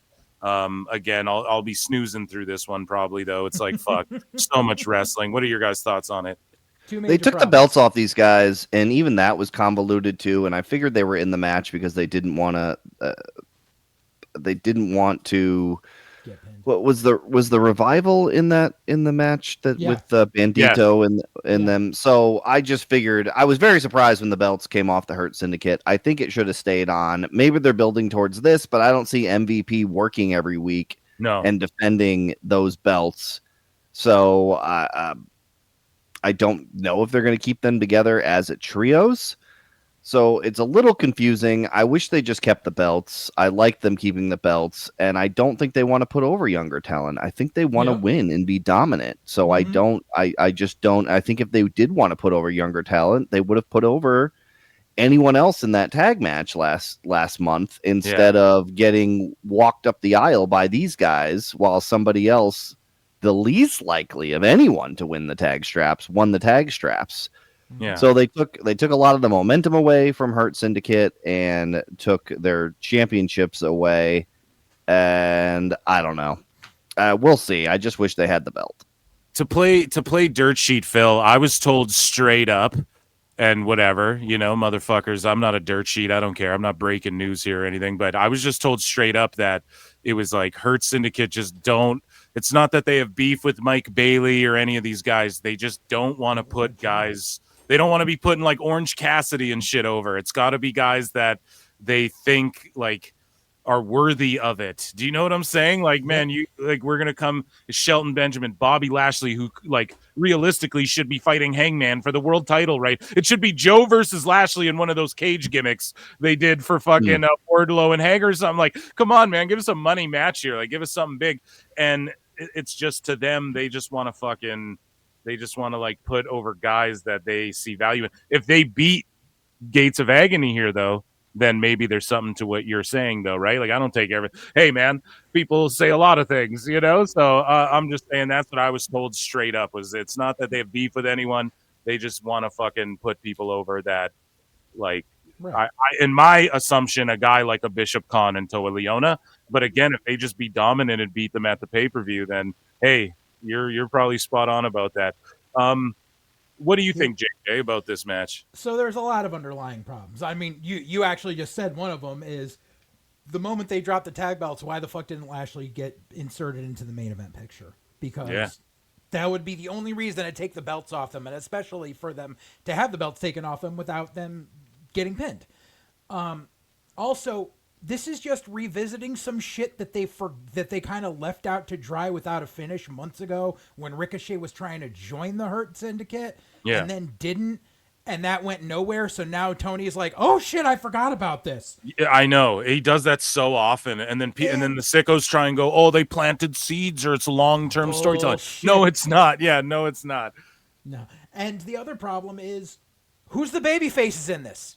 Hurt Syndicate and the fucking Gates of Agony. They're all heels. Yep. You're so right about that. I didn't even think of that, man. You're so goddamn right about that too. Like, who am I cheering for? Yeah. Right. And I know that you like their look and everything, but the Gates of Agony have been in AEW for 5 fucking years. I know. If they were going to make an impact, they would have done it by now. And if there was any interest in them, they would have walked by now. Like they're there, they're generic. It's like they have a little bit of size, but they're in that same category with like Nick Camarado, where it's like, yeah, you got size, but that's all you got. Yeah, and like unfortunately, Khan and Leona would probably, like, let's be honest, if they were in WWE, they would be in like Solo's bloodline right now or whatever. I don't even know if they'd be there. Like, I think they would be the next Induce Share. Like, that's where they would be. Induce Share. Oh man. So Adam Copeland and Christian Cage. So CNC. They used to be called ENC. People are calling them CNC. I call them Cope and Cage. Whatever the fuck. It's Edge and Christian to me. And they're taking on FTR, Cash Wheeler, and Dax Harwood with Stokely, which just I like Stokely, but I just don't. Him with the FTR just hasn't done anything for them. I just feel like they could just be heels all on their own. Stokely could be doing way better shit in AEW than he's been doing. But either way, Copeland and Cage, I feel like the promo they did on Dynamite last night was really good. Went too long, but the back and forth I think was really good. I know Dax blocked me and shit. He don't like me. Edge blocked me too, which I don't know. I've never said a fucking bad. I'm a Canadian boy. I love fucking Edge. I'm a huge Edge head and ENC mark, but I mean, apparently Edge just blocks lots of people and shit. So I don't take it personally. But either way, Edge and Christian, I feel like this should be way bigger than it is, and especially it's happening in Toronto. I feel like they're coming together, they're reuniting and all of that. The story that was told, I feel like could have been done way better, told for a way longer time, or like not longer, like go past this point, but they, just like you said before, JJ, Tony will just do some shit, then leave it alone, then come back to it. And I get like Edge got hurt or whatever, and he's not there all the time. Like Edge is on very limited dates and shit, and he might not even be there that much longer either. Like I think like another year or something, maybe less. But he fucking, this could have been built up to better, I think, like everything in AEW. Like, is this juice worth the squeeze? And is this a dream match? I don't know if it's a dream match. FTR versus ENC. It depends who you ask. FTR had a really great run in the 2020s there. But and then ENC is like, are they an all-time tag team? Maybe you could make the argument. I mean, but at the end of the day, I feel like there should just be more to this for some reason. And I'm not as hyped for this. I mean, this is what I'm probably looking forward to the most on this card, but I'm not as hyped for this as I feel like I should be, man. And I just put that on the booking and the promotion and the television show that I'm watching. But yeah, I mean, this is the highlight of the night for me. This is going to be awesome. And again, all these matches are predictable. I feel like ENC are going to win this thing. Unless FTR steal one, now would be the time to put them over. But let's be honest, man. You see Dax wrestle, and Edge and Christian both look like they're in better shape than him and fucking can bump around better than him and shit. So it's like, I don't know, man. Just give Edge and Christian the win. This is their big reuniting moment here. And if it were me, this maybe would have happened a little bit sooner, and they'd have had the tag titles already. Like, you want their names on your tag titles as well, just for the history books. No, and instead we got the Bucks flipping around in a fucking ladder match for them. I just don't really get how we get here. But this is what I'm looking forward to personally the most. What say you guys? I'm wondering where it's going to be on the card. I wonder, I'm not sure if this graphic was put out by AEW. I know the graphics were, the match cards were, but right. I wonder in what order they're going. Hopefully this is not the order, because I'd hate to be 3 hours, I don't know, 2 matches into a show, see Edge and Christian, and then 3 hours later the show's still going on. But I think they should be tag team champions. I know that's not what this match is for. However, as far as them being one of the greatest, I think they have, if you put them up there with Dudley's and Hardy's, these guys wrestled not as a tag team far longer than they ever were a tag team. And I don't think that that's true with the other ones. I know Bully had a longer run without Devon. With the Hardys, I think the longest stretch they ever spent apart was probably 4 or 5 years. I just think I Hardy's maybe even second on that list, and then Edge and Christian third. But yeah, like I agree with you. I put Hardy's and Dudley. I put Dudley's at the top, and then Hardy's after Dudley's if we're talking these 3 teams, right? And then ENC would be third on that list for me too. It does stink that in the same month the Hardys and Dudleys are going to touch, and Edge and Christian are still in the business, and they're not going to be even in the same country or company that the other two are touching in. And they're in the best fucking shape, I'd say, of the 3 teams, right? Like Edge and Christian. And like, I mean, we could have had that 3-way tag team match even or whatever, but instead these guys are over here fucking around in AEW. No, go ahead. Yeah, so it would have been nice to see that. Hopefully this match is a little higher on the card than this graphic leads us to believe.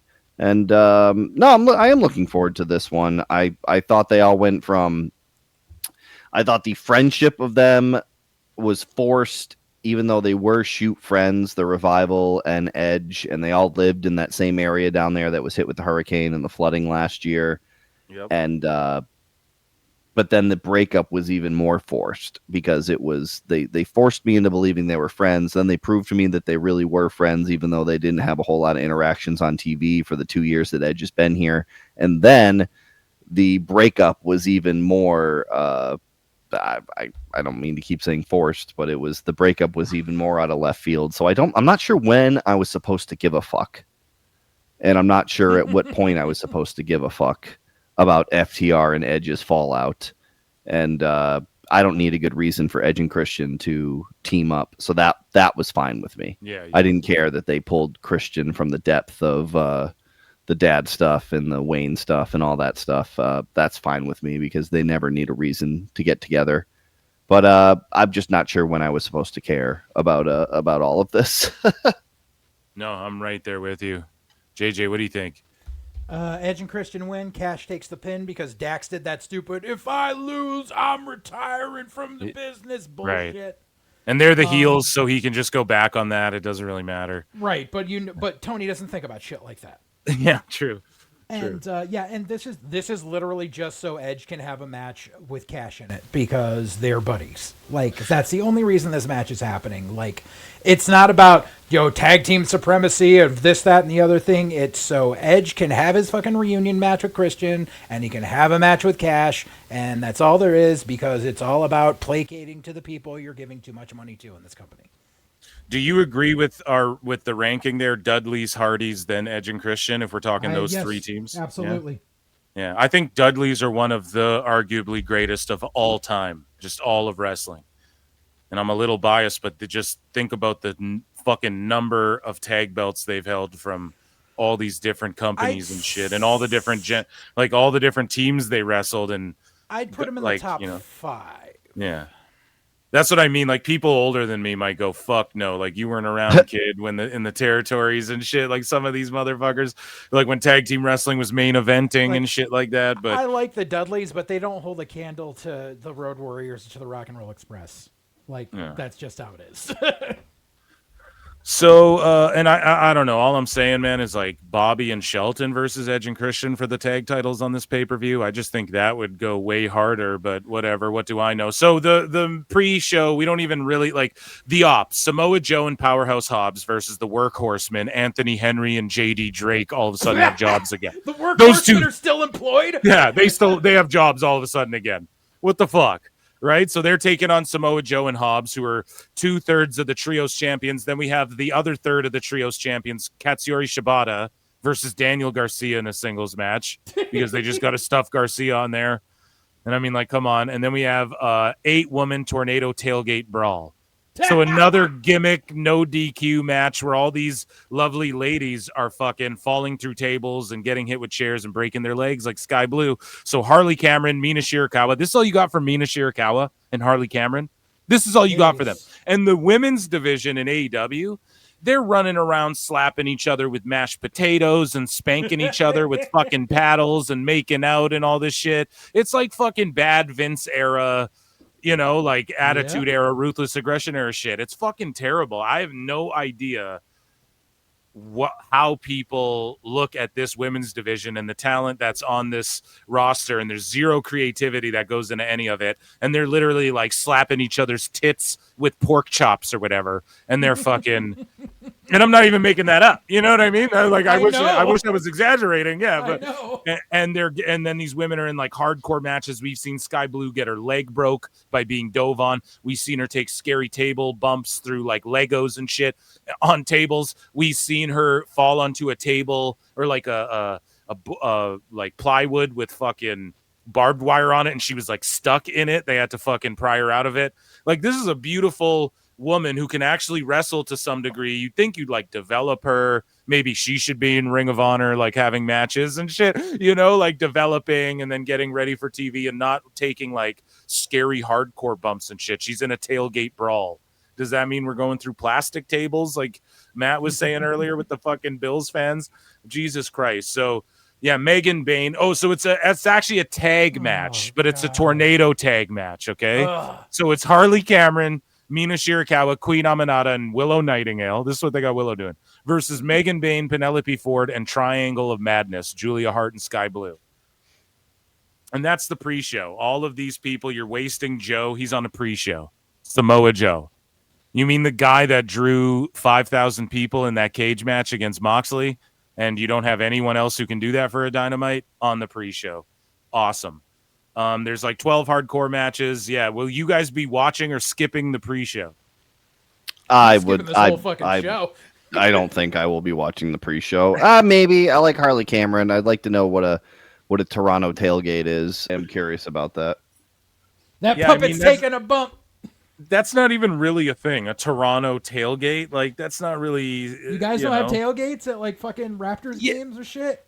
We just do that in our yards and shit. That's what I'm doing after I'm done. Okay, so let's take a look at the WrestlePalooza card here. I know that we do, Phil, there's one thing you touched on a couple of times, but I wanted to just touch on something. You talked about how you wish there was there was actually a trios division in AEW and all that. Yeah. So I recall back when I was being forced to watch Dynamite every week because I had to when I was still co-hosting my show with Brian, that prior to the trios titles being introduced, there was at least like 2 trios matches on every fucking episode of Dynamite or Rampage, because building up to when they actually made trios belts, they actually had trios. The problem was they decided that they were only making those belts so that the Bucks and Kenny could have belts, and then everything fell apart the night they won them with the Brawl Out, and after that Tony just said, well, I don't care about these belts anymore. Exactly. It's just baby back bullshit, dude.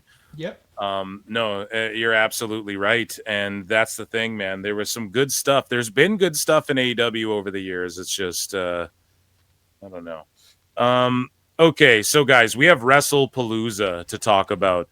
And I appreciate you guys hanging out with me. I know this is going long here. Those fucking AEW, just like an AEW card, huh? Gotta fucking drag it out, man. But there was an announcement, and today Pat McAfee announced on his podcast, we'll take a listen to it here, a quick clip. Brock Lesnar and John Cena will kick off. So it's been promoted as the main event. Testator went on ESPN, said it's the main event. I was watching Kill Tony. Triple H was on it, and Tony Hinchcliffe every 4 fucking minutes was going, Brock Lesnar versus Cena, Brock Lesnar versus Cena. But this is the fucking first match. And him and Cena are going to be battling for one last time here in Indianapolis, Indiana. Mm-hmm. And it's going to be must watch. It's going to be show stealing. It's going to be something that's talked about for generations and generations. And that fight will be taking place at the top of the show. Kicking off the ESPN WWE era will be John Cena versus Brock Lesnar here at Gainbridge Fieldhouse in Indianapolis, Indiana. This is obviously gigantic. What a way to start. The best partnership I've ever seen and the smartest partnership I've ever seen between ESPN and WWE, and also 2 GOATs going at it. So that's breaking news, AJ, and I'll let you kind of digest that and take that all in. So what do you guys make of them just announcing after promoting, like, it's the main event, it's the main event? And I don't mind too much, like, card subject to change, pal. But, I mean, the WWE title should go on last, realistically, if you're trying to do it, like, sports-based style. But with that being said, it's WWE. So I'm assuming that McIntyre Rhodes are going to be going on last. There's going to be a huge announcement for someone on this card that relates to a movie after WrestlePalooza. So I'm going to throw a little spoiler out there. Okay. I hate to be a tease, but this movie got pushed back, right? So fucking I could see something crazy happening at WrestlePalooza here. That's all I'm saying. So they're going to announce it after WrestlePalooza. I'll just throw that out there, and we could see something crazy. And this could be why they made the decision for Rhodes and Drew likely to go last. But yeah, Brock and Cena going first. What do you guys think about that? I know if he ain't last, he's first. Brock is getting in, getting back on that PJ, and going back to Canada. Yep, hell yeah. Brock is a cunt, and he knows. I'll be tailgating with him right after in Saskatchewan, dude. Brock knows he's doing the job, so he's taking his money and taking his ball and going the fuck home. Do you think he's doing the job to John Cena? Yep.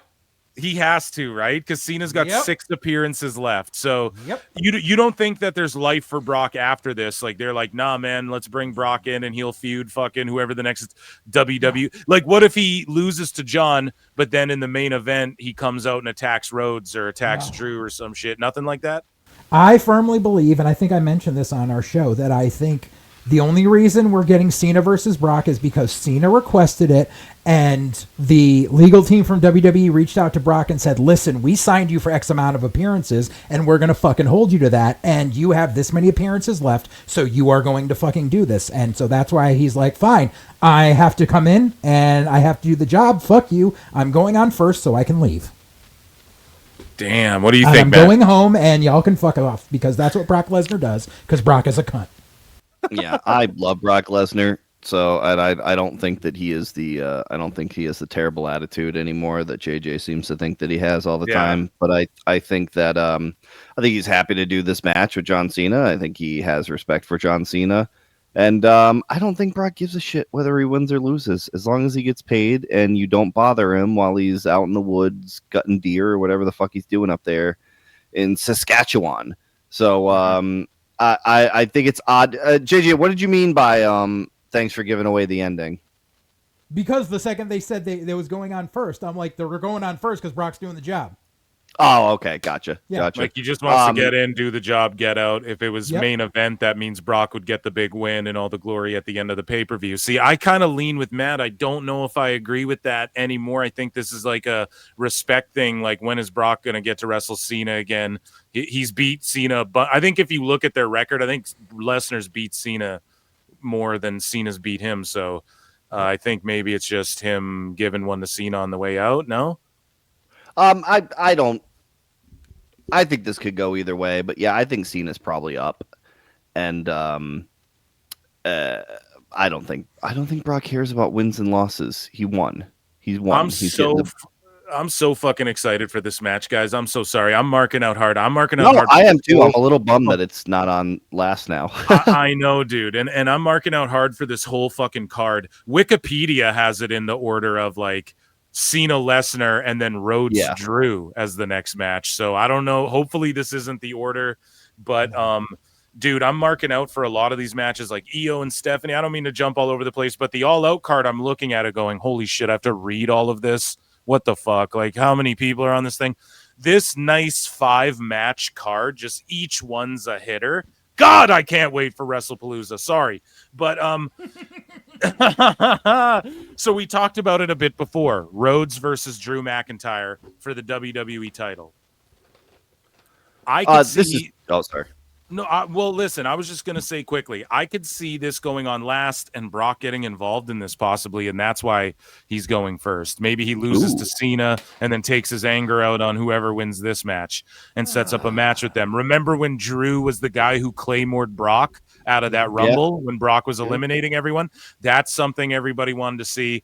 If Drew made away with this belt, I don't think they'll do that, but like, I think he fucking deserves it. I love Drew, and I don't think it hurts Rhodes if he kind of like drops the belt, picks it back up in a few months. You know, not to hot potato it around, but I don't know, man. I like Drew, and I could see them doing something big for this WrestlePalooza, man. And maybe Drew gets this belt. I'm not locking in a prediction yet, but I will say I'm really looking forward to this WWE title match as well. It's been built up to pretty good considering, you know, the Street Fighter scheduling, you know, with people's movie schedules and stuff like that. Like Rhodes has been there, I think, just enough.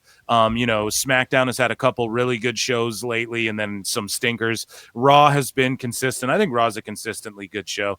And I just think everything for WrestlePalooza has had fucking solid build, and I'm really hyped for all the ESPN hype behind it, and everything's on Sports Center and First Take now and shit. I'm giddy like a kid. I'm really hyped for this match as well. I don't want to make a prediction, but what are your guys' thoughts on this?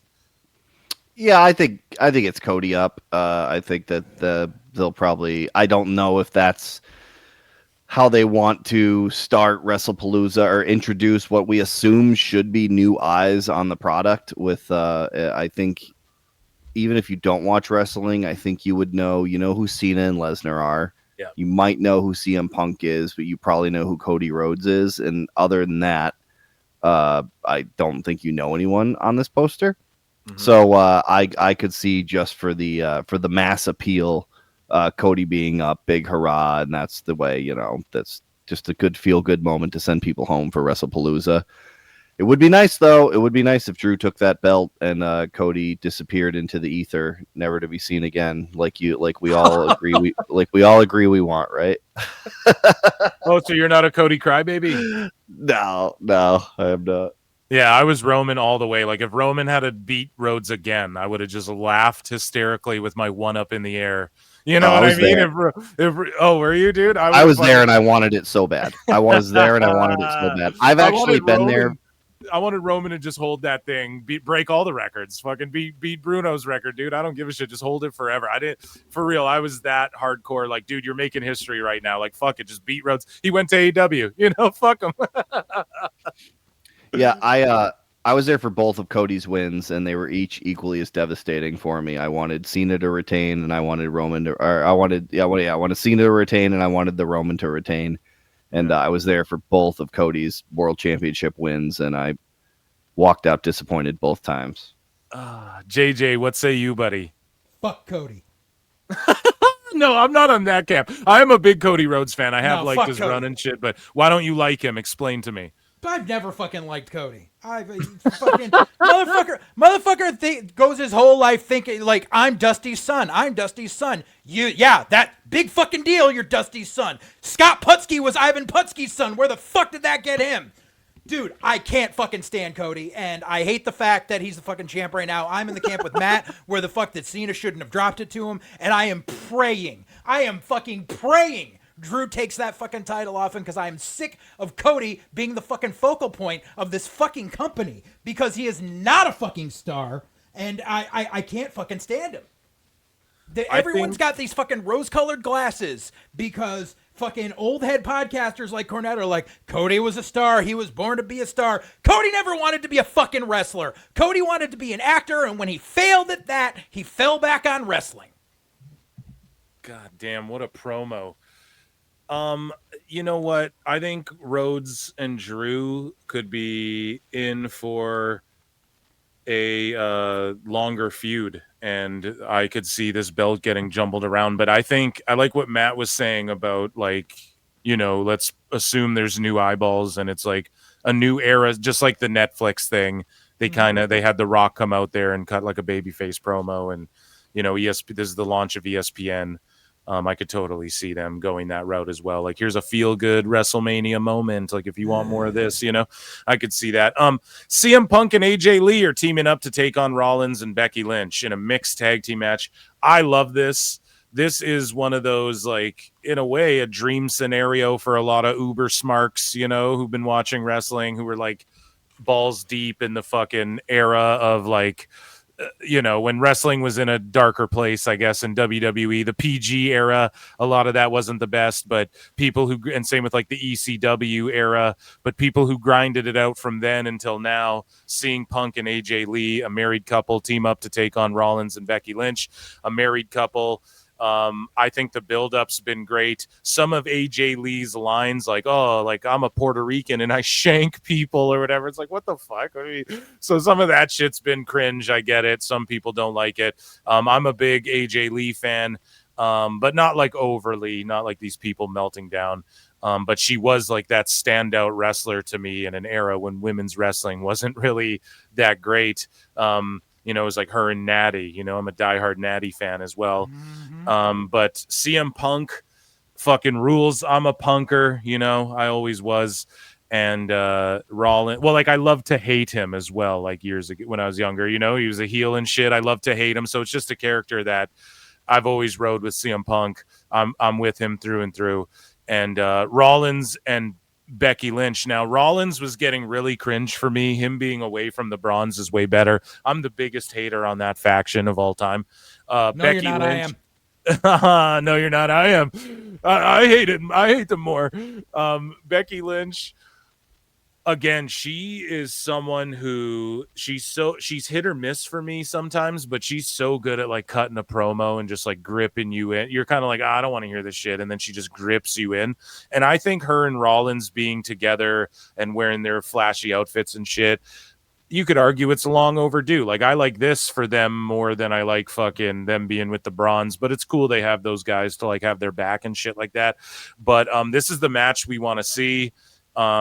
This is sports entertainment, I think, at its finest, when you can get a situation where, I don't know, man, it's two couples who there's genuine heat. Like, even Becky Lynch wrote in her book, just separate from all this, that she kind of had heat with AJ Lee early in her career because she went to shake AJ Lee's hand and AJ Lee like big timed her or whatever.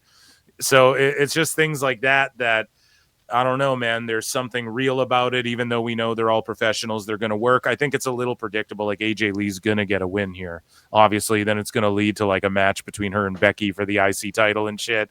It'll be AJ Lee like tapping out Becky or some shit, putting her to sleep with her fucking octopus hold. She'll pass out from the pain or however they fucking do it. I don't know.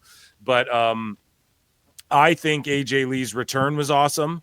And I think the build to this, yes, they milked shit a little bit, like Becky slapping CM Punk a million times and going like, what are you going to do, huh? What are you going to do for like 20 minutes? And you're like, okay, we get it. Like, fucking send her out already. We know it's coming type thing. But it's just to build the anticipation. And I think AJ Lee's promos have been really good. Like, I thought there would be, Nikki Bella, she's talking and there's a bit of cringe there, almost like a bit of like promo rust, a bit of fucking ring rust there.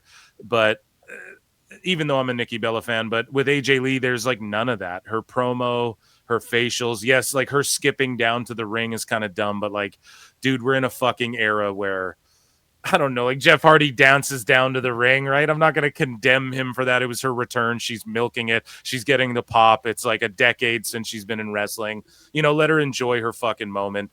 And she looks to be in better shape than like a bunch of the women who are on the roster right now.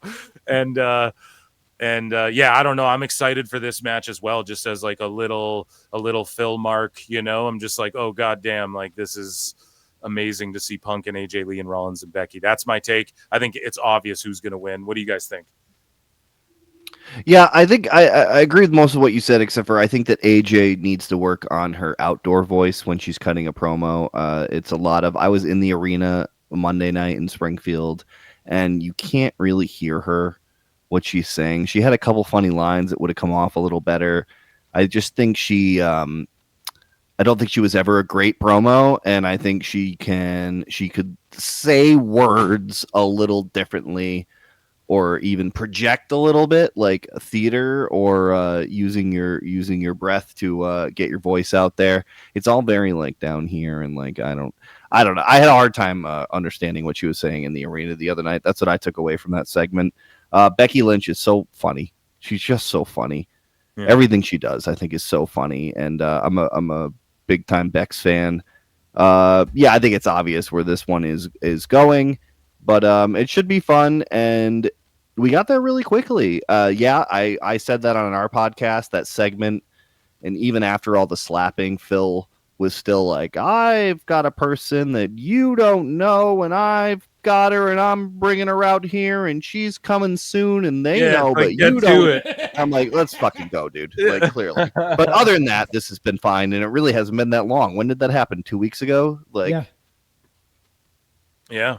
No, they just built up to it really quick, and you might say like, oh, it's hypocritical of me to like criticize AEW for fucking like jumping the gun on some stuff, but I just think there's levels to this shit, and it's like all about presentation and who's delivering it, and you have like real stars in Punk and AJ Lee and Becky and shit. Sorry to leave Rollins off that, but I don't know. Is he a real big star, Rollins? Do you think he was on ESPN? I don't know.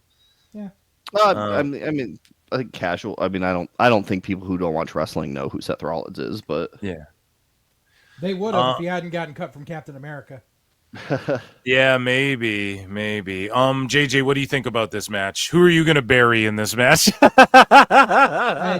I'll preface this by saying I know I'm not the target demo for this match. That's why I don't care about it.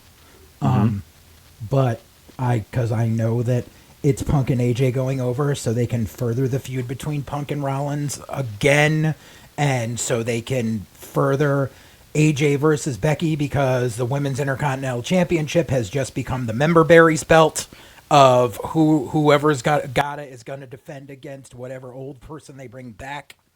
And it's kind of smart though, because then it keeps them out of like the fucking stealing spots from like the main event, like the World WWE title and shit, and the world title. The problem is you don't need a fucking belt for that. This is my problem. I know. Yeah, you're right. Is WWE Creative doesn't know how to write women's stories. They're just like, let's just make 2 more belts so that way they can fight for belts. Fuck you.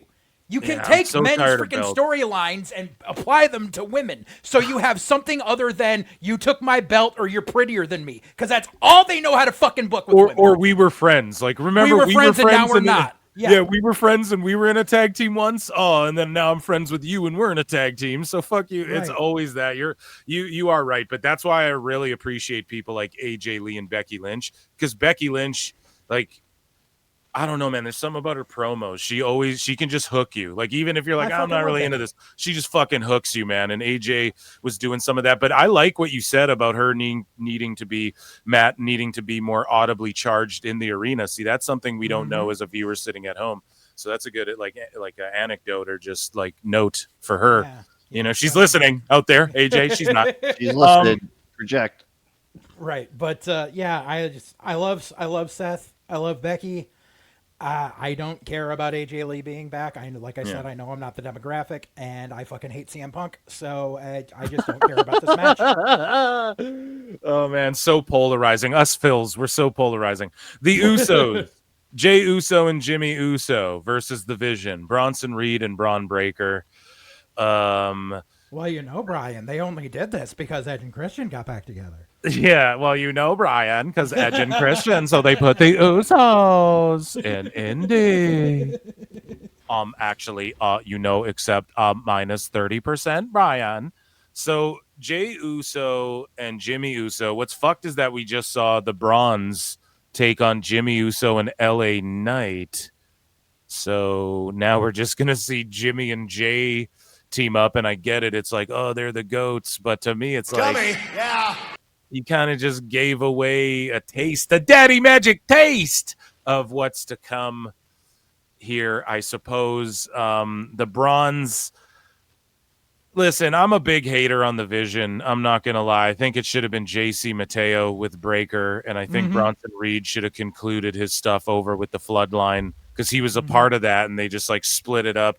Then you have guys with, like, similar names, and then a name like The Vision, which is, like, I don't know. It's just generic team name, but it is, I guess, hard to come up with team names. So I'm not going to shit all over that. But it's like, oh, he's the Oracle. Heyman's the Oracle. And it's just like another knockoff Bloodline kind of, which I guess you could argue, well, every faction is just a knockoff of the other. It's just guys teaming up. It's everybody trying to be the Horseman. Yeah, that's what I mean. Like, it's like, okay, they added Becky. That's cool. I wanted to see a woman get added to that faction, I guess. But to me, it's like the Bronze are just better being the Bronze, just doing their own thing, and Seth doing his thing with Becky, I think, is way better.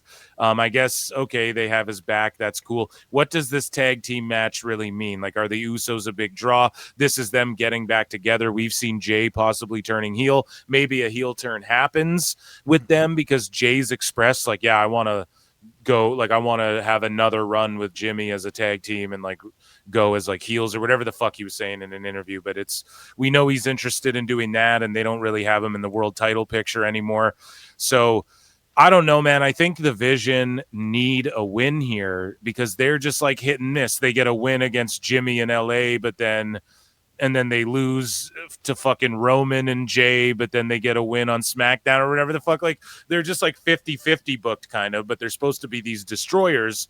And then it's like we have the Usos, and Roman won't be showing up for sure not. He's on the set of Street Fighter right now. So we have the Usos teaming up here to get like a big babyface pop win over these guys, and then they're just kind of thwarted again. And it's like, all right, I don't know. I'm not super into this. This is like the match I'm the least excited for, and that I thought would be opening the show. What are your guys' thoughts?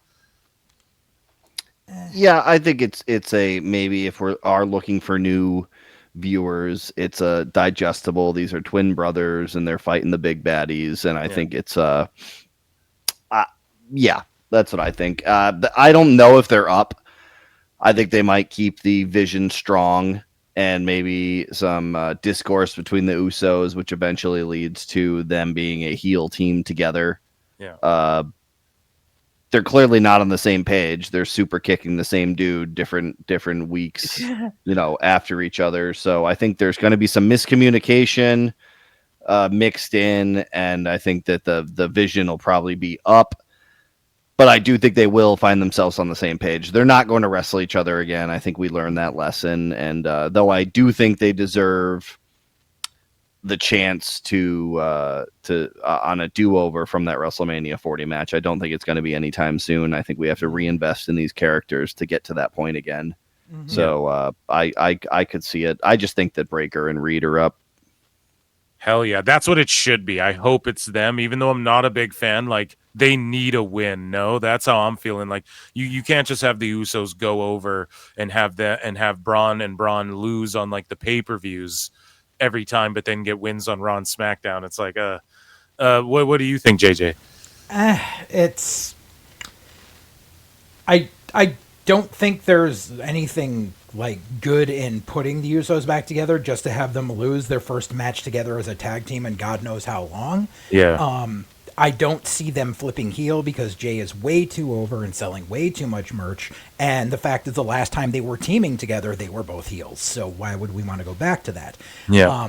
I don't think Jay's turning heel. I think they're ramping up for an LA Knight heel turn. That'd be cool. Because he's not selling as much merch as they thought he would. And it doesn't matter whether the Browns win or lose because they're not going to get over. It's a failed experiment that keeps failing. Damn, do you think Bronson's not getting over when he's like smashing Roman Reigns and shit? They're clearly building him up. because Roman always comes back. It's Triple H has his pet projects. And these two guys are his pet project right now. And the problem is Trips always wanted his own King Kong Bundy or his own Bam Bam Bigelow. And that's who he sees Bronson as. And Bronson's not. Bronson is not. He's Roadblock from WCW. That's all he is. Oh, come on. Oh, come on now, Eric. That's not very fair. It's the fucking fact. Sorry. If he was going to get over, he would have gotten over years ago. Oh, come on now, Eric. Yeah, fuck that fat motherfucker, too. So, Io Sky. Oh, come on. That's not very fair.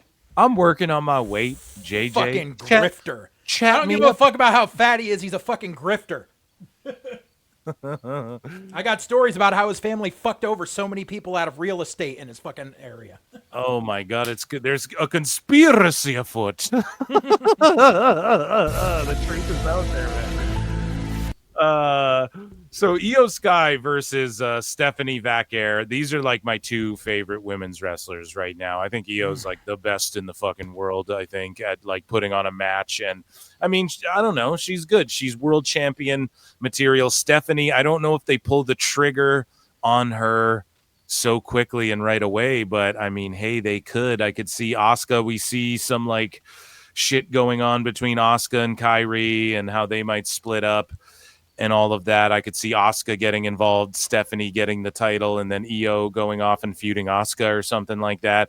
Or maybe Io wins and then feuds Asuka for the title. Who knows? But either way, we're going to get that Io Asuka match. And I don't know if they pulled the trigger on Stephanie yet, but if they did, I wouldn't be mad at it. Now, anybody else who's like as fresh in WWE, I would be saying, no, don't do it yet. Don't do it yet. But it's like, I think she's there. I think she just gets it. She doesn't miss a beat. Her matches are solid. She's getting really over. Her moves over and goes viral. Her matches are always great. She has a simple move set. She changed her finisher as well recently instead of that. Like, looks way better. It looks way better, yeah. And I'm not like against the package power bomb into the fucking knee, single knee, but that's just like fucking William Regal would do that.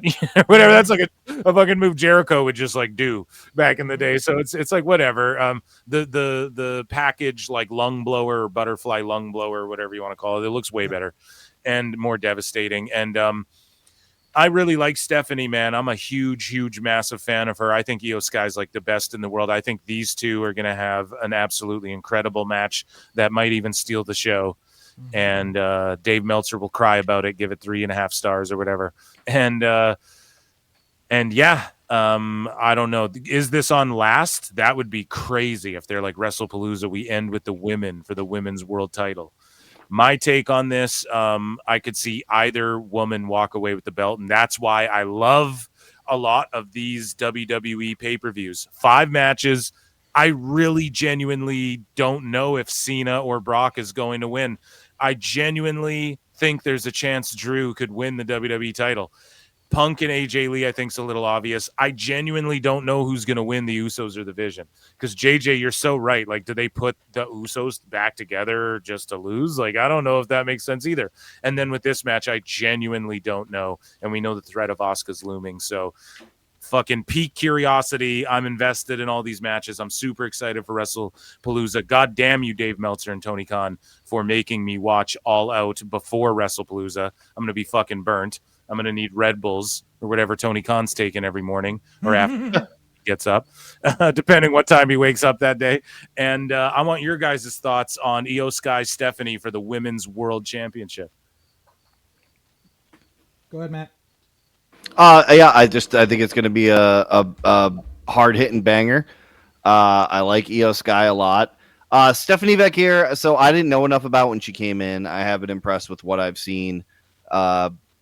I think this is probably, I know the ladies are in the tag match, but I think this is probably the best example of where this company might be headed. And I know Io Sky has been here a little bit longer than Stephanie Vecchier, obviously, but I didn't need Rhea in this spot. I didn't need Nikki Bella in this spot. I didn't need Bayley here. And I like it. I really do. I think it's a great example of where this could be going, and the future of what's going on here, and not in the immediate future. I think the up and coming future is still in NXT. All 40 women that are going to main it, that are coming up through NXT. But this is I'm glad this isn't Bayley, Rhea, Liv, Charlotte, or anything like that. I think this is going to be just fine. Yep. I'm right there with you. I absolutely adore Stephanie.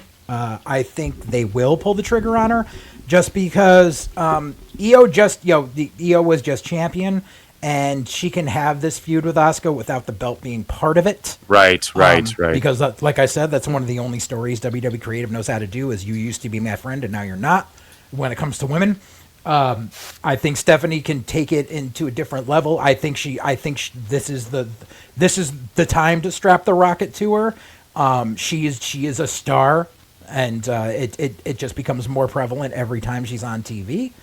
I think I don't personally believe the whole WrestlePalooza was done to counter program All Out as a dig at Tony Khan, like from the get-go. I think it was just because this is the weekend it fell on. However, I do believe that Trips is going to show his pettiness just a tiny bit by putting that belt on Stephanie to go, you had this, it was in your grasp, and you fucked it up to take our sloppy seconds, and this is what you're going to get for it. Damn, that's a prediction. Sure about that.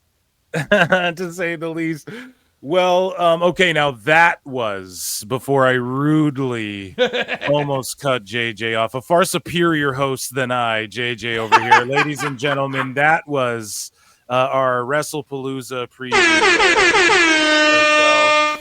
Guys, I want to thank you guys for coming on the show, for coming and doing this podcast, man. It was a blast. One of my favorite episodes, for real. 2 hours flew by for me. Do you guys have anything you want to plug and tell the good folks at home to check out before I get you guys out of here? We got we have White Heat on the JJ will take care of that. I got Yes. Untrained Wrestling on YouTube. It's just a couple of us boys lampooning a backyard federation that wrapped up actually 5 years ago, but has lived forever on the internet in the hearts and minds of the untrained wrestling, untrained wrestling on YouTube. And me and Matt will be recording White Heat tomorrow. We're going to be talking about the NXT Homecoming show and the announcement of Mania in Saudi and a few other things. And also, season 3 of Wildcard Cinema starts up next week. That's the blind draw movie review podcast I do with my two other co-hosts, Mark and Greg. Just dropped an episode of Catharsis where I interviewed Chris McKinnell, the grandson of Ed and Lorraine Warren. And also, if you're looking for some entertainment, me and the boys from Wildcard did our first edition of Cinematic Jackass, where we did a full-length movie watch-along of the Ice Cube 2025 remake of War of the Worlds. Damn, dude, you got to hit me up sometime, man. I want to come watch fucking movies with you and talk shit. Okay, I'll let you know the next time we. Yeah, man, you guys invite me to shit. Come on, I feel left out. No, listen, I appreciate you guys so much for being here. Of course, White Heat and Full Circle Radio on YouTube, right? Yep. Absolutely, guys. And you know where to find me. That's why you're here listening to this. Check out my patreon.com/prowrestletimes. Round of applause for our guests. Woo! And until next time, I'll see you all in the Upside Down. Peace.